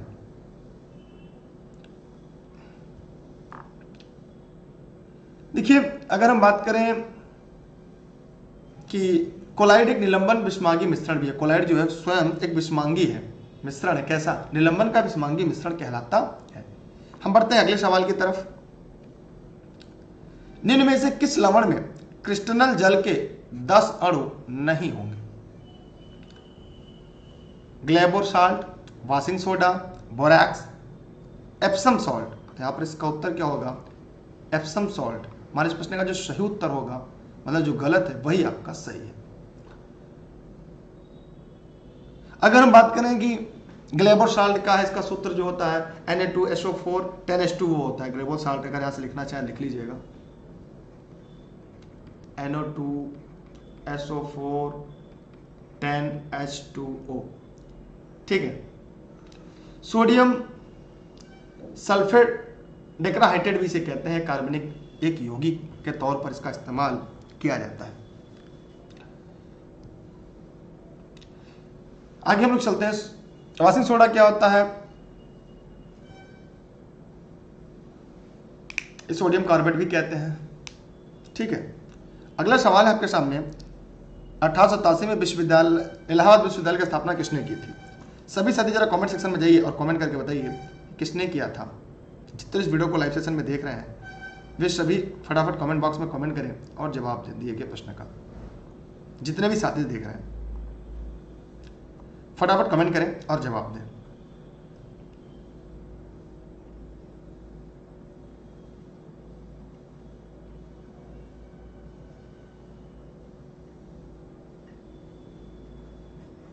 बताइए सभी लोग फटाफट कमेंट करके।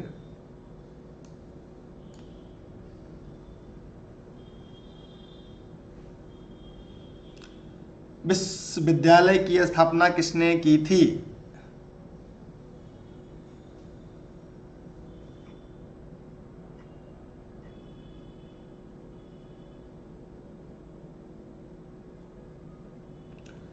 चलिए यहां पे ध्यान से देखते हैं हम लोग। आप लोगों ने जवाब सही दिया है, जोनाथन डंकन लोगों ने बताया है। तो विश्वविद्यालय की स्थापना अल्फ्रेड जो लायर थी उनकी प्रेरणा से सर विलियम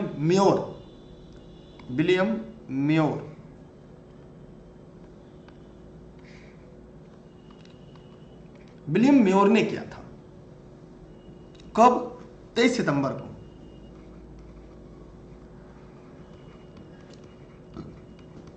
1887 में। सर्वपल्ली राधाकृष्णन ने क्या किया था बताइए? यहाँ पे मदन मोहन मालवीय ने, काशी हिंदू विश्वविद्यालय, मदन मोहन मालवीय ने इसकी स्थापना किया था। ठीक है।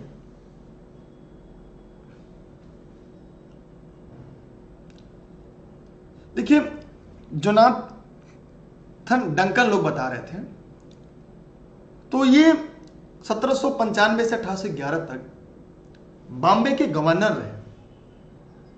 बाद में 1791 में मतलब उन्होंने हिंदू लॉ और दर्शन शास्त्र के अध्ययन के लिए बनारस में संस्कृत कॉलेज शुरू की। 1958 में जो संस्कृत कॉलेज था एक विश्वविद्यालय बना। 1974 में जिसका नाम बदलकर संपूर्णानंद संस्कृत विश्वविद्यालय कर दिया गया। ध्यान से पढ़ लीजिएगा, जोनाथन डंकन, ये 1795 से लेके 1811 तक बॉम्बे के गवर्नर रहे। फिर 1791 में उन्होंने दर्शन शास्त्र और हिंदू लॉ के अध्ययन के लिए बनारस में संस्कृत कॉलेज शुरू की, और वही कॉलेज 1958 में जाकर संस्कृत कॉलेज जो था एक विश्वविद्यालय बना, और 1974 में उसका नाम संपूर्णानंद संस्कृत विश्वविद्यालय कर दिया गया। ठीक, चलते हैं अगले सवाल की तरफ। क्या आपने शेयर किया वीडियो? बताइए कमेंट करके। अगला है, पहली महिला मुख्यमंत्री वर्ष 1963 में नियुक्त की गई थी, उन्होंने किस भारतीय राज्य का नेतृत्व किया था? तो पहली महिला मुख्यमंत्री 1963 से लेकर 1967 तक कौन था? बताइए। देखिए, अपना प्रदेश उत्तर प्रदेश। जितने लोग वीडियो को लाइव देख रहे हैं, जरा बताइएगा आप लोग किन किन जनपदों से हैं, किन किन जिलों से हैं? तो इस प्रश्न का उत्तर जो होगा वो ए सही है। अगला है, अगर पूछा जाए तमिलनाडु की फर्स्ट फीमेल सीएम कौन थी? तो जानकी रामचंद्रन तमिलनाडु की पहली महिला मुख्यमंत्री थी, केवल 23 दिन तक थी। पश्चिम बंगाल की पहली महिला मुख्यमंत्री कौन थी? ममता बनर्जी।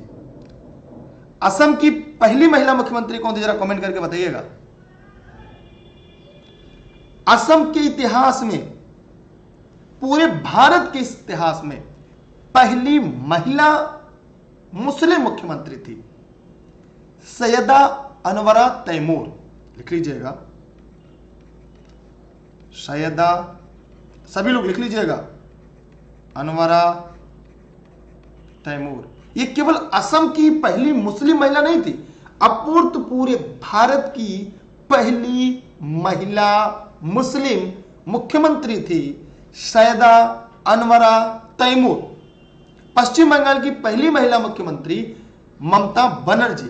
तमिलनाडु की जो पहली थी जानकी रामचंद्रन, लिख लीजिएगा, 23 दिन के लिए बनी थी केवल, जानकी रामचंद्रन। ये कहा कि तमिलनाडु की पहली महिला मुख्यमंत्री थी। तो अलग अलग राज्यों को भी बता दिया। और भारत की पहली महिला मुख्यमंत्री 1963 मार्च से लेकर 1967 तक सिस्ता कृपलानी जी थी। क्या सबको समझ में आ रहा है जितने लोग इस वीडियो को लाइव देख रहे हैं? चलिए, आप सबका अलग अलग जनपद से कमेंट आ रहा है। मैं बता दूं, मैं जौनपुर जनपद के सिराजे हिंद से हूं। वर्ष 2017 में उत्तर प्रदेश के मुख्यमंत्री के रूप में कौन चुने गए? तो योगी आदित्यनाथ जी चुने गए थे। ठीक है, कब? 2017 में। वर्तमान में कौन है?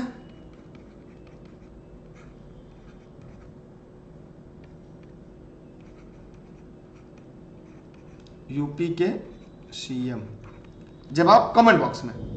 ठीक है, किसी के मन में कोई दिक्कत हो, कोई सवाल हो तो जरूर पूछ सकता है। निम्नलिखित में से उत्तर प्रदेश का राज्य पक्षी कौन सा है? ये सब परीक्षा वाले सवाल है, जहां पे सीधा आपके परीक्षा में सवाल पूछा जाएगा। उत्तर प्रदेश की दूसरी महिला मुख्यमंत्री मायावती जी थी। तोता, गरुड़, रामचिरैया, सारस। तो राज्य पक्षी की बात करें तो सारस है। देखिए, यूपी स्पेशल भी है, उत्तर प्रदेश स्पेशल भी है। अगर आपने नोट्स लिया होगा इलानी विद दुर्गेश से, तो वहां पे आपको यूपी स्पेशल की भी नोट्स मिलेगी, क्योंकि वो भी आपके सिलेबस में है, वो भी आपके परीक्षा में है। अच्छा, एक मेरा सवाल है कि योगी जी 32वें मुख्यमंत्री, 32वें सीएम थे 2017 में, जो उन्होंने शपथ लिया था। यह सवाल पूछ सकता है। 32वें सीएम थे, मुख्यमंत्री थे योगी जी।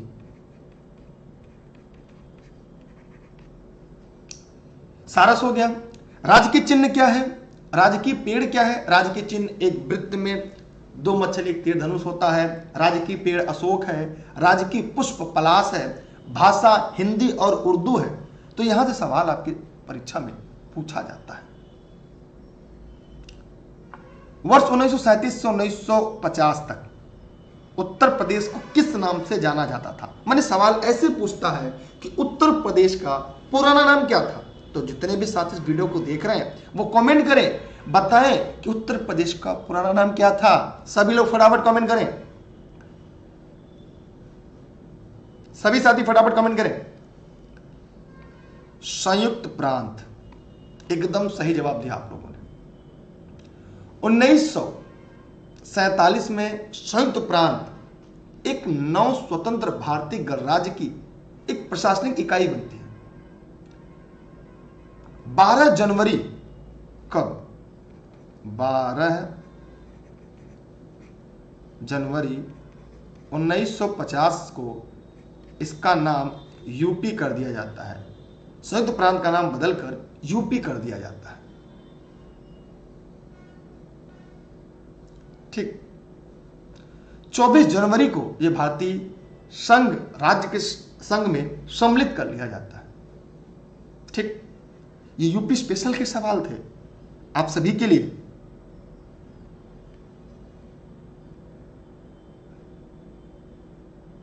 ऐसे अपनाया कब जाता है फिर आगे चलकर? 24 जनवरी 1950 का हिस्सा भी बनाया जाता है।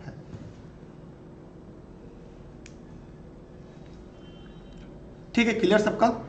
किसी के मन में कोई सवाल तो नहीं है ना? एक सवाल आपके सामने है, दिख रहा है, देखिए। उत्तर प्रदेश के किस शहर में भगवान शिव के सम्मान के लिए कैलाश मेला आयोजित किया जाता है? यूपी टेट के आपके सिलेबस में है मेला। शिक्षक भर्ती परीक्षा में विविध के साथ आपके सिलेबस में है। माने हमेशा हमें भी प्रयास करना है कि आपको हमें कैसे सिलेक्शन दिलाना है।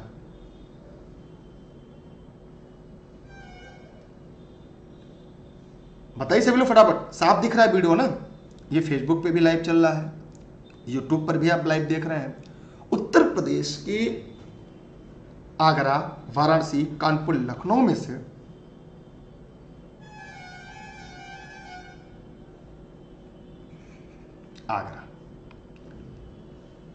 आगरा शहर में शिव के सम्मान में कैलाश मेला सावन के तीसरे सोमवार को आयोजित किया जाता है। अगर हम बात करें लखनऊ की तो कतकी मेला कार्तिक पूर्णिमा पर लगता है। बड़े मंगल का मेला, बुद्धेश्वर का मेला, आठों मेला, ईद के अगले दिन लगने वाला टरका मेला, चंद्रिका देवी मेला है, उत्तरायणी मेला है, लखनऊ महोत्सव भी है वहां पे। कानपुर का बताइए जरा, कानपुर के प्रमुख कौन कौन से मेले हैं? सरस्वती घाट पर लगने वाला गंगा मेला है, 12 देवी मंदिर है, बिठूर में गंगा नदी के किनारे लगने वाला जो कार्तिक यानी कतकी मेला है, किसान मेला भी शायद लगता है। वाराणसी में भी प्रश्न आपकी परीक्षा में पूछा जाता है। श्रुपद मेला है, नकटया मेला है, महामूर्ख मेला, रथ यात्रा मेला, नांगथया मेला, सरस, कई मतलब बहुत सारे मेले हैं। अच्छा, उत्तर प्रदेश के किस जिले में सबसे ज्यादा मेला लगते हैं? कमेंट करके बताइएगा। जो ई लर्निंग विद दुर्गेश के नोट्स में भी है। उत्तर प्रदेश में सबसे लंबी नहर कौन सी है? आगरा नहर, शारदा नहर, ऊपरी गंगा नहर, निचली गंगा नहर, कौन सी है? जरा कमेंट करके बताइए। बताइए सभी लोग फटाफट कमेंट करके। देखिए, डेली क्लास के लिए आप लोग सब लोग टेलीग्राम ज्वाइन कर लीजिएगा। जो अभी तक टेलीग्राम नहीं ज्वाइन किए हैं, दुर्गेश सर सर्च करके ई लर्निंग विद दुर्गेश पर। देखिए, उत्तर प्रदेश की सबसे जो लंबी नहर है वह है आपकी शारदा नहर। अगर इसकी लंबाई की बात की जाए तो 12,368 किलोमीटर है। ये कितने जिलों से गुजरती है? यह 13 जिलों से गुजरती है। यह परीक्षा में पूछ सकता है कि कितने जिलों से अगर गुजरती है उसका जवाब होगा 13 जिलों से होकर गुजरती है। ठीक है, कितने जिलों से? 13।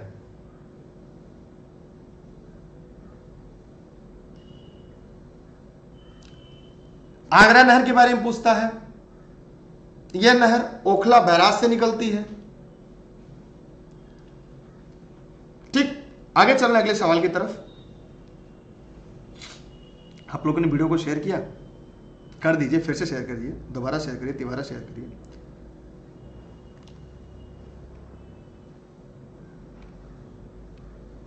देखिए, उत्तराखंड किस वर्ष अस्तित्व में आया? अभी ये प्रश्न हम लोगों ने पढ़ा था, फिर आ गया वही। तो यह सन 2000 में आया था। 1930 में सीवी रमन के लिए किसका नोबेल दिया जाता है? और विज्ञान दिवस कब मनाया जाता है? सभी लोग फटाफट कमेंट सेक्शन में कमेंट करें।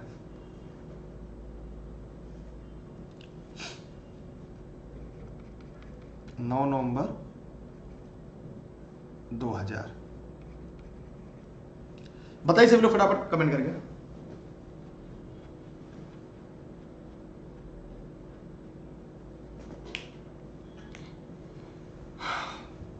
सभी लोग फटाफट बताइए। इन्हें 1930 में भौतिकी के नोबेल के लिए चुना गया।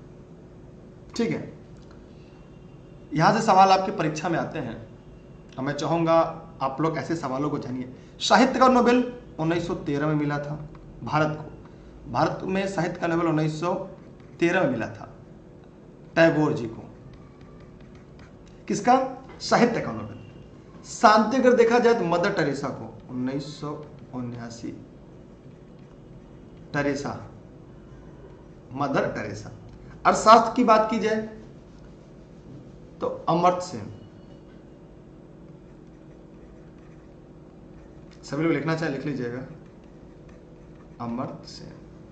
ठीक है, तो उसके अलावा भी कैलाश सत्यार्थी को 2014 का मिला था, 2014 को कैलाश सत्यार्थी। किसका नोबेल? इन्हें शांति का नोबेल मिला था। ठीक है, किसी के मन में कोई प्रश्न हो, कोई सवाल हो तो जरूर पूछ सकते हैं। 28 फरवरी को विज्ञान दिवस मनाया जाता है। मैंने कहा लिखा था, चला क्या क्या कर दी। विज्ञान दिवस 28 फरवरी। विक्रम सेठ द्वारा लिखी गई कौन सी किताब एक विधा के रूप में 10 नीति कथाओं का संग्रह है? An equal music, beastly tales, the rivered earth, summer requiem. तो क्या होगा आपका? Beastly tales. क्या होगा आपका? Beastly tales. मैंने आपका जवाब सही है।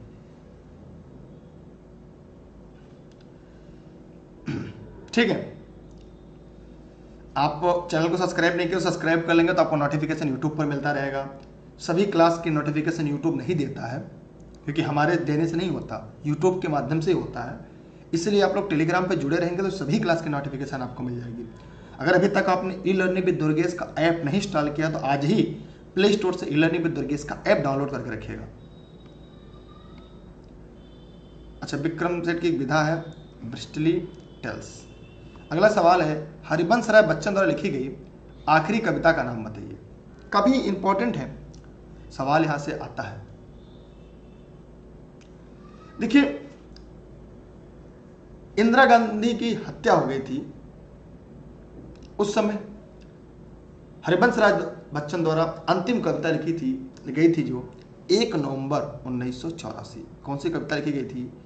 1 नवंबर 1984। ये किस पर आधारित थी? इंदिरा गांधी हत्या पर। यह लिखना चाहे लिख लीजिएगा, इंदिरा गांधी हत्या पर यह आधारित थी। चल मर्दाने, दो चट्टाने, अग्निपथ, यह भी हरिवंश राय बच्चन की हिंदी कविता थी। और चल मर्दाने 1968 में साहित्य का अकादमी पुरस्कार भी दिलाता है।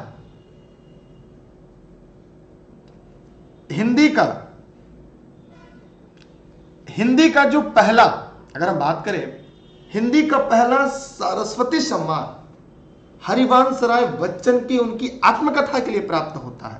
हरिवंश राय बच्चन की जो आत्मकथा थी, सरस्वती सम्मान उन्हीं को मिलता है। चलते हैं हम एक और अगले प्रश्न की तरफ। तमिलनाडु और श्रीलंका के मन्नार जिले के बीच मौजूद जो जल संधि है उसे किस नाम से जानते हैं? जो भी साथी इस वीडियो को देख रहे हैं कमेंट सेक्शन में जाएंगे और कमेंट करके बताएंगे।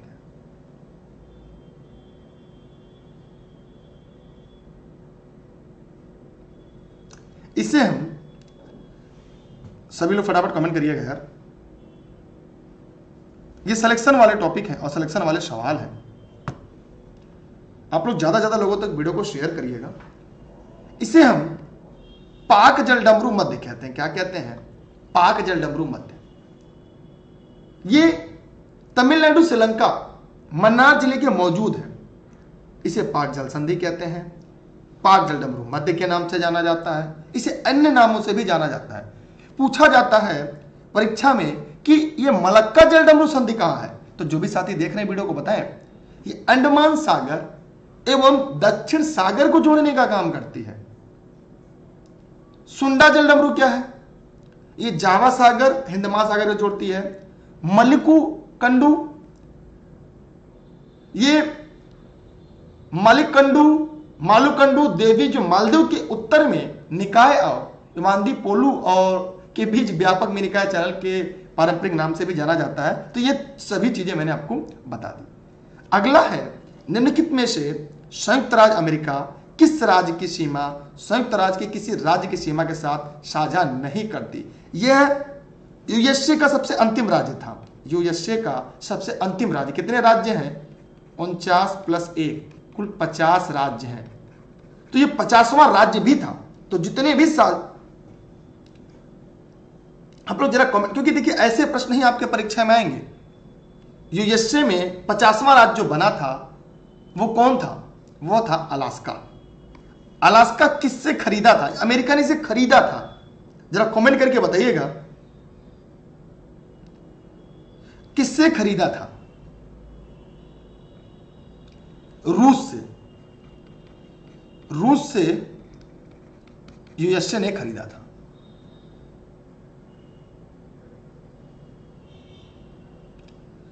नहीं सॉरी, 49वां राज्य था। एक मिनट यहां पे मैं इसको सही कर दूं। यह 49वां राज्य था।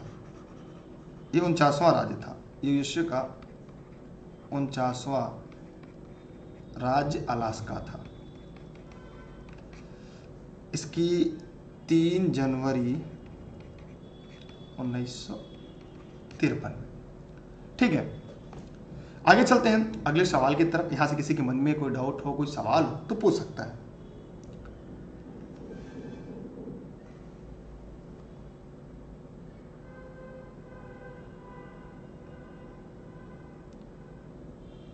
एक सवाल है सर, ऑल सब्जेक्ट की most important practice set batch चलेगी? जी हाँ, प्रैक्टिस सेट ऑल सब्जेक्ट की नहीं चलेगी।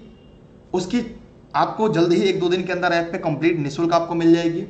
और अन्य उसके अलावा जो शिक्षक भर्ती परीक्षा की सिलेक्शन वाली क्लास होगी पूरा 150 नंबर की, एक सप्ताह में 2 दिन 150 अंकों की सीरीज हम लेकर आएंगे और आपको कुल 50 प्रैक्टिस सेट हम उपलब्ध कराएंगे।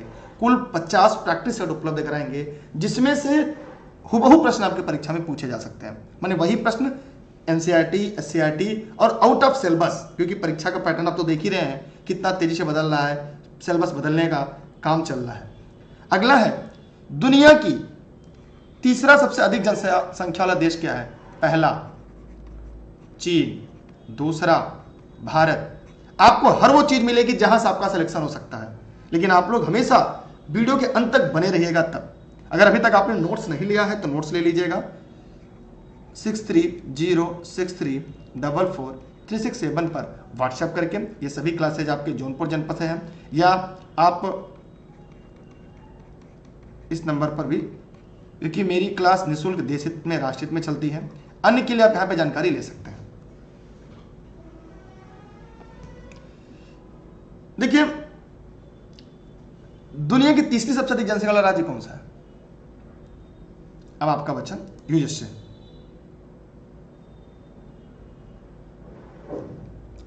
अलास्का कनाडा के पास है।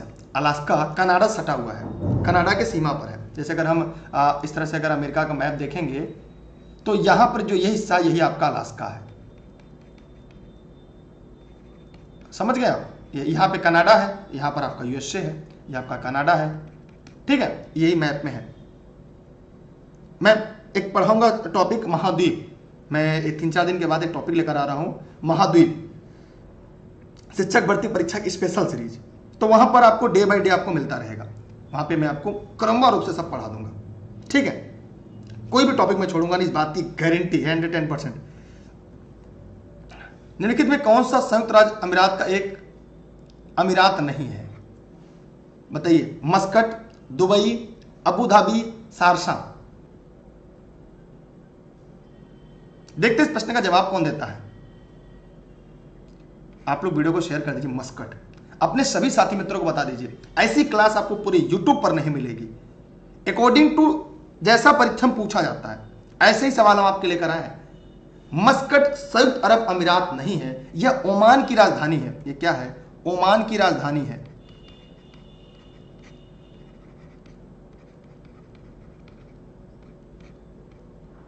Muscat, Dubai, Abu Dhabi, Sharjah. Abu Dhabi क्या है? यह संयुक्त राज्य अरब अमीरात की राजधानी है। यह क्या है? इसकी राजधानी है। इसकी क्या है? राजधानी है दुबई। और अगर दुबई की बात करें तो यह अमीरात के 7 अमीरातों में से एक है। शारजा जो है यह भी है, ठीक है। कौन कौन है बता सकता है कोई? बताइए, सभी लोग बताइए। देखिए, संप्रभु जो संवैधानिक राजतंत्र अबू धाबी है, जो राजधानी के रूप में कार्य करता है। उसके अलावा अजमान है, एस-एल खैमा है, आपका शारजा है, और दुबई है, फुजैरा है, और उल क्वैन है। कुल 7 है। यार जो छूटा तो नहीं है क्या? 7 अमीरात का एक महासंघ है ये। अबू धाबी एक अबू धाबी हो गया, अजमान हो गया, दुबई हो गया, शारजा हो गया, अल क्वैन हो गया, अल खैमा हो गया, फजुरै हो गया ना। 7 हो गए, कुल 7 हैं, ठीक है। आगे चलते हैं, हम व्याख्या भी कर रहे हैं आपको ताकि चीजें स्पष्ट होती चले। कौन सा शहर बहरीन की राजधानी है? आपने देखा होगा सिलेबस में एकदम लिखा गया साफ महाद्वीप। तो ये महाद्वीप के सवाल थे, आपने देखा होगा सिलेबस में महाद्वीप लिखा है। तो वो महाद्वीप के सवाल मतलब सब सिलेबस में कैसे दिया गया है, कैसे सवाल पूछेगा, उस बात की भी हम लोग बात करते हैं। अंकार, दोहा, मनामा, बेरूत। तो जो बहरीन की राजधानी है वो मनामा है। क्या है? मनामा है। अंकारा ये तुर्की की राजधानी, अंकारा जो है ये तुर्की की राजधानी है। दोहा कतर की राजधानी है। बेरूत लेबनान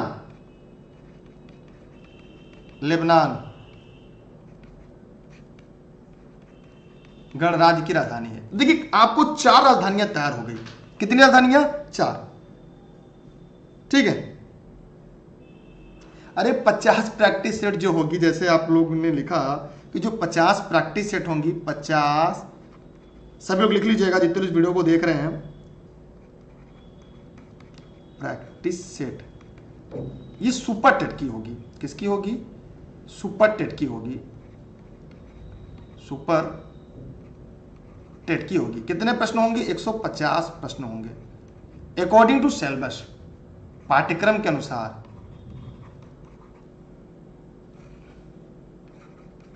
लेकिन ये आप लोग को ऐप पर मिल जाएगी और एक हफ्ते में 2 कर आएंगे, 150 पेन 150 minute according to syllabus. Out of syllabus सवाल आएंगे, कठिनाई स्तर ज्यादा करेंगे क्योंकि पद संख्या कम है, लोग ज्यादा हैं, तो सवाल कठिन होगा, उस हिसाब से डिजाइन होगा। लेकिन उसके लिए आप लोग जुड़े रहेंगे तब। सारी सूचना आपको टेलीग्राम पर दी जाएंगी। वीडियो को शेयर करिएगा। प्रतिदिन आपकी क्लासेस चलेंगी, प्रतिदिन। जी हाँ, जब तक आपका सिलेक्शन नहीं हो जाएगा तब तक चलेंगे। इसके लिए हम एक और यूट्यूब चैनल आपको उपलब्ध कराएंगे कल या आज शाम को, उसका भी लिंक आपको उपलब्ध हो जाएगा। एक और यूट्यूब चैनल होगा, क्योंकि एक दिन में 24 घंटे में किसी यूट्यूब से 3 वीडियो ही डाला जा सकता है जिसकी नोटिफिकेशन यूट्यूब देता है, बाकी का नहीं देता। इसीलिए आपके लिए जल्द ही हम एक और यूट्यूब चैनल लेकर आ रहे हैं जिसका लिंक आपको टेलीग्राम पर मिल जाएगा, जिसमें केवल आपकी शिक्षक भर्ती और आपकी टेट परीक्षा की ही क्लास चलेगी।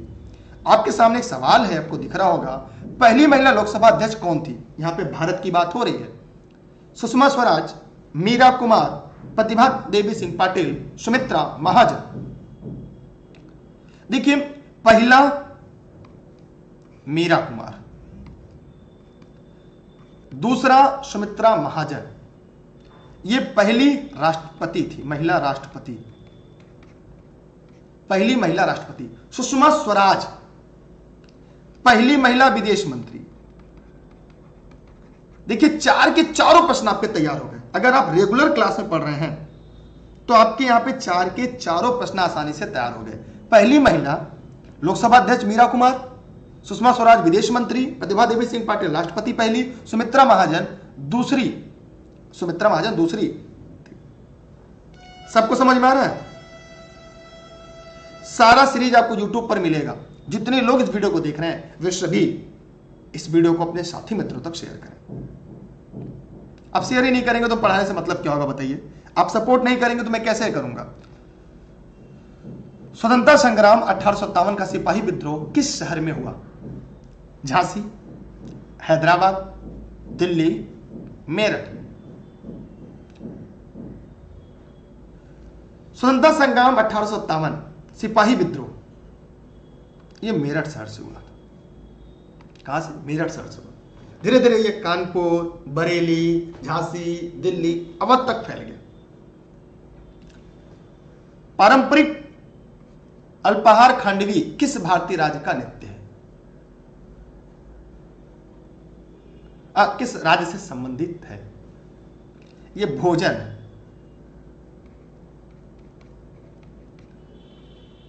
ये भी आपके सिलेबस में है, ये गुजरात राज्य का है। अब यहां पे सवाल आएगा, सर और किस राज्य का हमें याद करना हो तब? जैसे पश्चिम बंगाल का क्या है? चावल मछली, पंटा भात, पानी में रात कर भिगोया हुआ चना। बिहार का क्या है? लिट्टी चोखा। कर्नाटक क्या है? नीर डोसा है, खारा पोंगल है, उत्तपल है। तो ये सब कहां का है? ये कर्नाटक का है। बिहार का लिट्टी चोखा है, याद रखिएगा। आपके यहां क्या प्रसिद्ध है जरा कमेंट करके बताइएगा। भारत के पहले हिंदी भाषा के अखबार का नाम बताइए जिसमें पहली बार 30 मई 1826 को प्रकाशित किया गया था।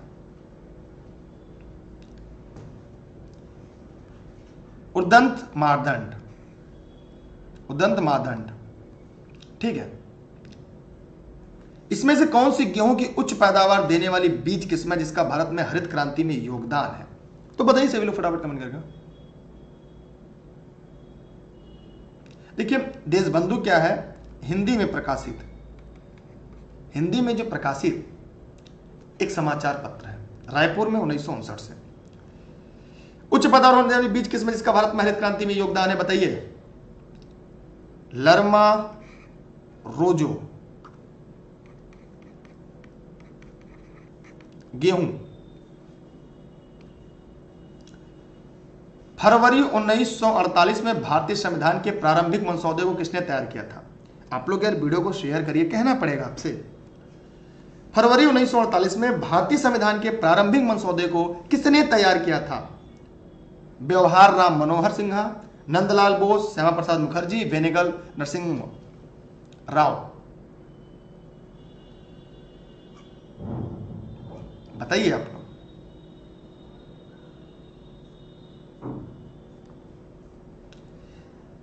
ये संवैधानिक सलाहकार थे। इन्हीं को हम लोग आज तक BN राव के नाम से जानते हैं। BN राव, यही है BN राव, बेनेगल नरसिंह राव। ये संवैधानिक सलाहकार थे। ये क्या थे? संवैधानिक सलाहकार।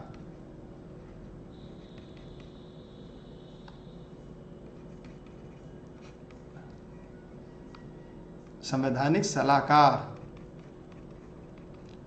यही BN राव जी थे, जिन्हें बेनेगल नरसिंह राव के नाम से जाना जाता है। ये इनका पूरा नाम है, ठीक है। देखिए, ये व्यवहार राम मनोहर सिन्हा एक भारतीय कलाकार थे। इन्होंने भारतीय संविधान की जो मूल अंतिम पांडुलिपि में उनके चित्रण का किया गया था। और नंदलाल बोस के बारे में जान लीजिएगा, ये एक प्रसिद्ध चित्रकार थे। इन्होंने संविधान की जो मूल प्रति का डिजाइन बनाया था, जो मूल प्रति है उसकी डिजाइन नंदलाल बोस ने बनाई थी। यहां से भी सवाल आपकी परीक्षा में आते हैं, ठीक है। चलिए, उम्भेद भवन पैलेस किस शहर में स्थित है? एक सवाल आया है कि पर्वत पठार मैदान महाद्वीप पढ़ा दीजिए। पर्वत पठार की वीडियो पड़ी हुई है, महाद्वीप 1-2 दिन के अंदर आपको मिल जाएगी। लावड़ी किस भारतीय राज्य का प्रसिद्ध लोक नृत्य है? बताइए, जितने भी साथी इस वीडियो को देख रहे हैं कमेंट करके बताएं। देखिए, लावड़ी महाराष्ट्र का प्रसिद्ध लोक नृत्य है। कहां का? महाराष्ट्र का।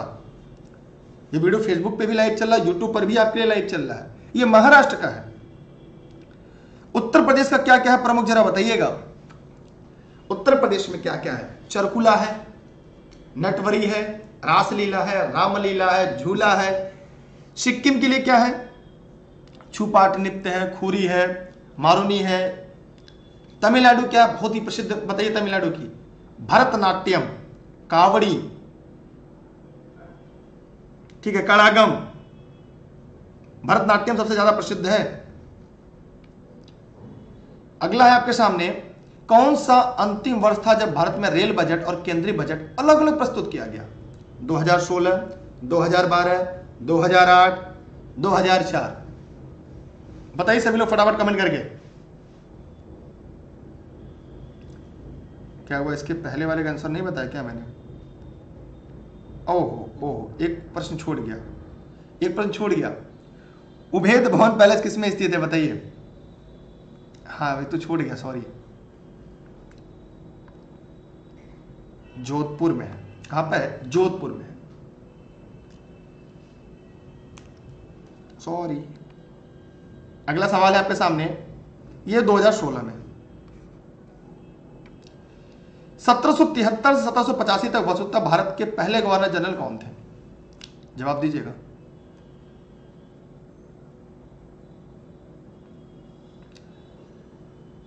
वारेन हेस्टिंग थे। कौन थे?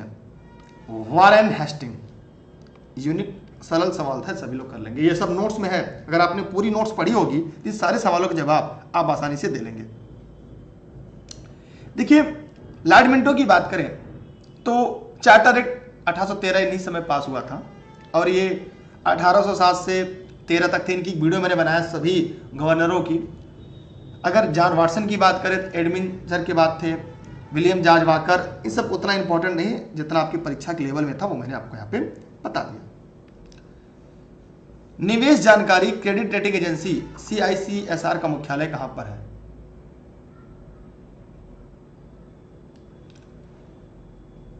मुंबई, बेंगलुरु, गुरुग्राम, चेन्नई। तो गुरुग्राम में। कहां पर है? गुरुग्राम में। सेबी का फुल फॉर्म कितने लोग जानते हैं? SEBI, security and exchange board of India, भारतीय प्रतिभूति और विनिमय बोर्ड। इसका मुख्यालय कहां पर है, हेडक्वार्टर? तो मुंबई में है। मुंबई में क्या है? सेबी। सेबी का मुख्यालय कहां पर है? बंगलुरु में है, ठीक है। तो मैं उम्मीद करता हूं आप लोग को पता होना चाहिए कि करके खासकर ऐसे सवाल आपकी परीक्षा में आते हैं। जैसे मझगांव डाक लिमिटेड का मुख्यालय मुंबई में है, केंद्रीय चमड़ा अनुसंधान संस्थान का मुख्यालय चेन्नई में है, हिंदुस्तान एरोनॉटिक लिमिटेड बेंगलुरु में है।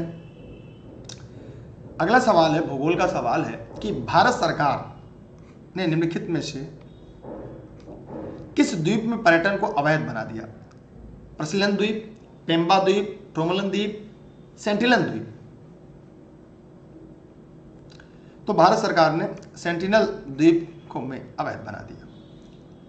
एक सवाल आ रहा है कि सर पेम्बा द्वीप क्या होती है? हो सकता है आपके मन में आया, आप भले ना पूछें। तो जो पेम्बा द्वीप है ये तंजानियन द्वीप है, जंजीबार द्वीप समूह का हिस्सा है, हिंद महासागर में स्वाहिनी तट के पास स्थित है। इसे द ग्रीन आइलैंड कहते हैं, इसे कहते हैं द ग्रीन आइलैंड के नाम से जाना जाता है। पेम्बा द्वीप को द ग्रीन आइलैंड कहते हैं।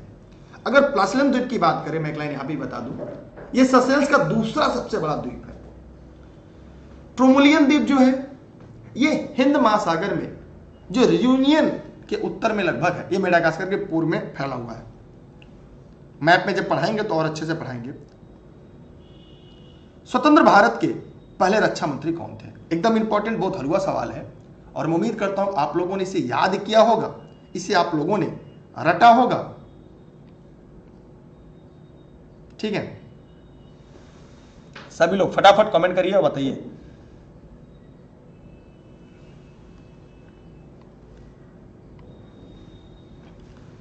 देखिए यहां पर आपका सवाल है, स्वतंत्र भारत के पहले रक्षा मंत्री कौन थे? बताइए फटाफट कमेंट करके।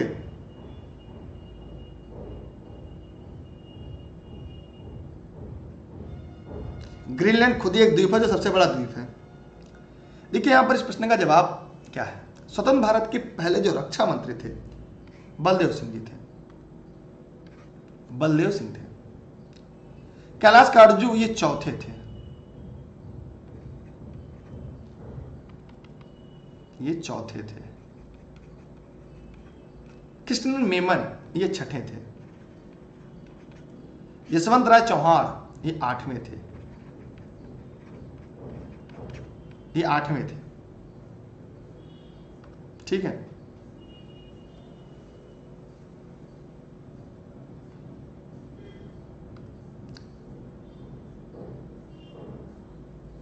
सरदार वल्लभ भाई पटेल स्टैच्यू ऑफ यूनिटी किस नदी पर स्थित एक द्वीप पर है? सरदार वल्लभ भाई पटेल की स्टैच्यू किस नदी पर स्थित एक द्वीप पर है? इसकी ऊंचाई कितनी है? उसकी ऊंचाई की बात करें तो 182 मीटर है, क्योंकि 182 सीट है वहां पे। खासकर हम बात करें वहां की विधानसभा का, दुनिया की सबसे ऊंची मूर्ति है। किस नदी के किनारे है? तो नर्मदा नदी के किनारे है, और ये अरब सागर में गिरने वाली एक नदी है। इसका उद्घाटन हुआ था 31 अक्टूबर 2018 को, पीएम मोदी जी ने किया था। ठीक है, इसी के साथ आज की जो सीरीज थी यहां पे हम लोग समाप्त करते हैं। और आप सभी साथी ऑनलाइन नोट्स अगर प्राप्त करना चाहते हैं तो घर बैठे नोट्स प्राप्त कर सकते हैं, क्लास प्राप्त कर सकते हैं। उसके लिए स्क्रॉल में नंबर चल रहा होगा, आप लोग देख पा रहे होंगे, नहीं तो ये नंबर रख लीजिएगा। और ये सभी क्लासेज आपके जौनपुर जनपद के सिराजे हिंद से लाइव चलती हैं। और आप लोग इस वीडियो को अपने सभी साथी मित्रों को शेयर करिएगा। आपकी सभी प्रैक्टिस सीट जल्दी उपलब्ध हो जाएगी। इन सभी की लिंक आपको टेलीग्राम पर मिल जाएगा। टेलीग्राम पर आप दुर्गेश सर सर्च करके जुड़े रहिएगा, ई लर्निंग विद दुर्गेश। ठीक, तो यहां पर हमारा उद्देश्य यह था कि ऐसे प्रश्नों को आप तक पहुंचाना जो उत्तर प्रदेश के परीक्षाओं में पूछे जाते हैं, अलग अलग जगह पूछे गए हैं, उनका समावेशन करना। कुछ प्रश्न कुछ जगह से, कुछ प्रश्न कुछ जगह से, तो अलग अलग जगह से उठाकर अगर आपका एक ऐसी सीरीज तैयार किया जाए जहां से एग्जामिनर आपके लिए प्रश्न बैंक लेकर आते हैं। तो स्टैच्यू ऑफ यूनिटी नर्मदा नदी पर है, दुनिया का सबसे ऊंचा है, और यह वल्लभ भाई पटेल को समर्पित है। यह भी प्रश्न पूछ सकता है किसे, फीट में अगर पूछेगा तो 597 फीट है। अगर फीट में पूछ लिया जाए तो यह 597 फीट है। ठीक है, तो आप सभी का बहुत बहुत धन्यवाद। आप लोग इस वीडियो को अपने सभी साथी मित्रों को शेयर कर दीजिएगा। क्या आपने अभी तक शेयर किया वीडियो को? अगर किया तो थैंक यू।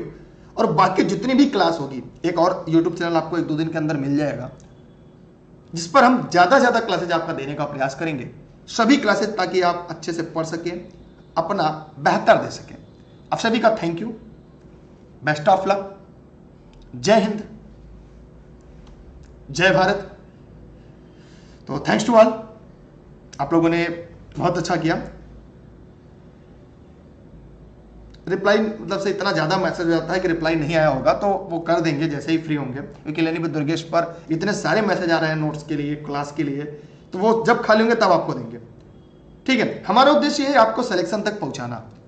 हम चाहे जैसे भी करके आपको सिलेक्शन तक ले जाएंगे, आपके साथ हम भी उतनी मेहनत करेंगे जितना आप लगातार कर रहे हैं, लेकिन आपको भी अपना बेहतर तो देना पड़ेगा। जब तक आप अपना बेहतर नहीं दे पाएंगे तब तक हम सिलेक्शन के नज़दीक कैसे ले जाएंगे आपको। तो बहुत बहुत धन्यवाद, आपको जुड़े रहिएगा, लोगों तक पहुंचाते रहिएगा। Thank you, bye bye. Share कर दीजिएगा, आपकी जिम्मेदारी है, जितनी मेरी है उतनी आपकी भी है। ठीक है,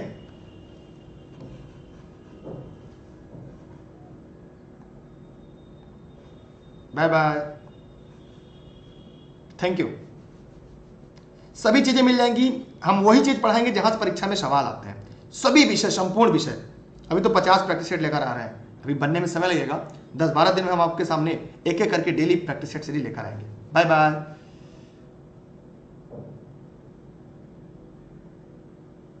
ठीक है,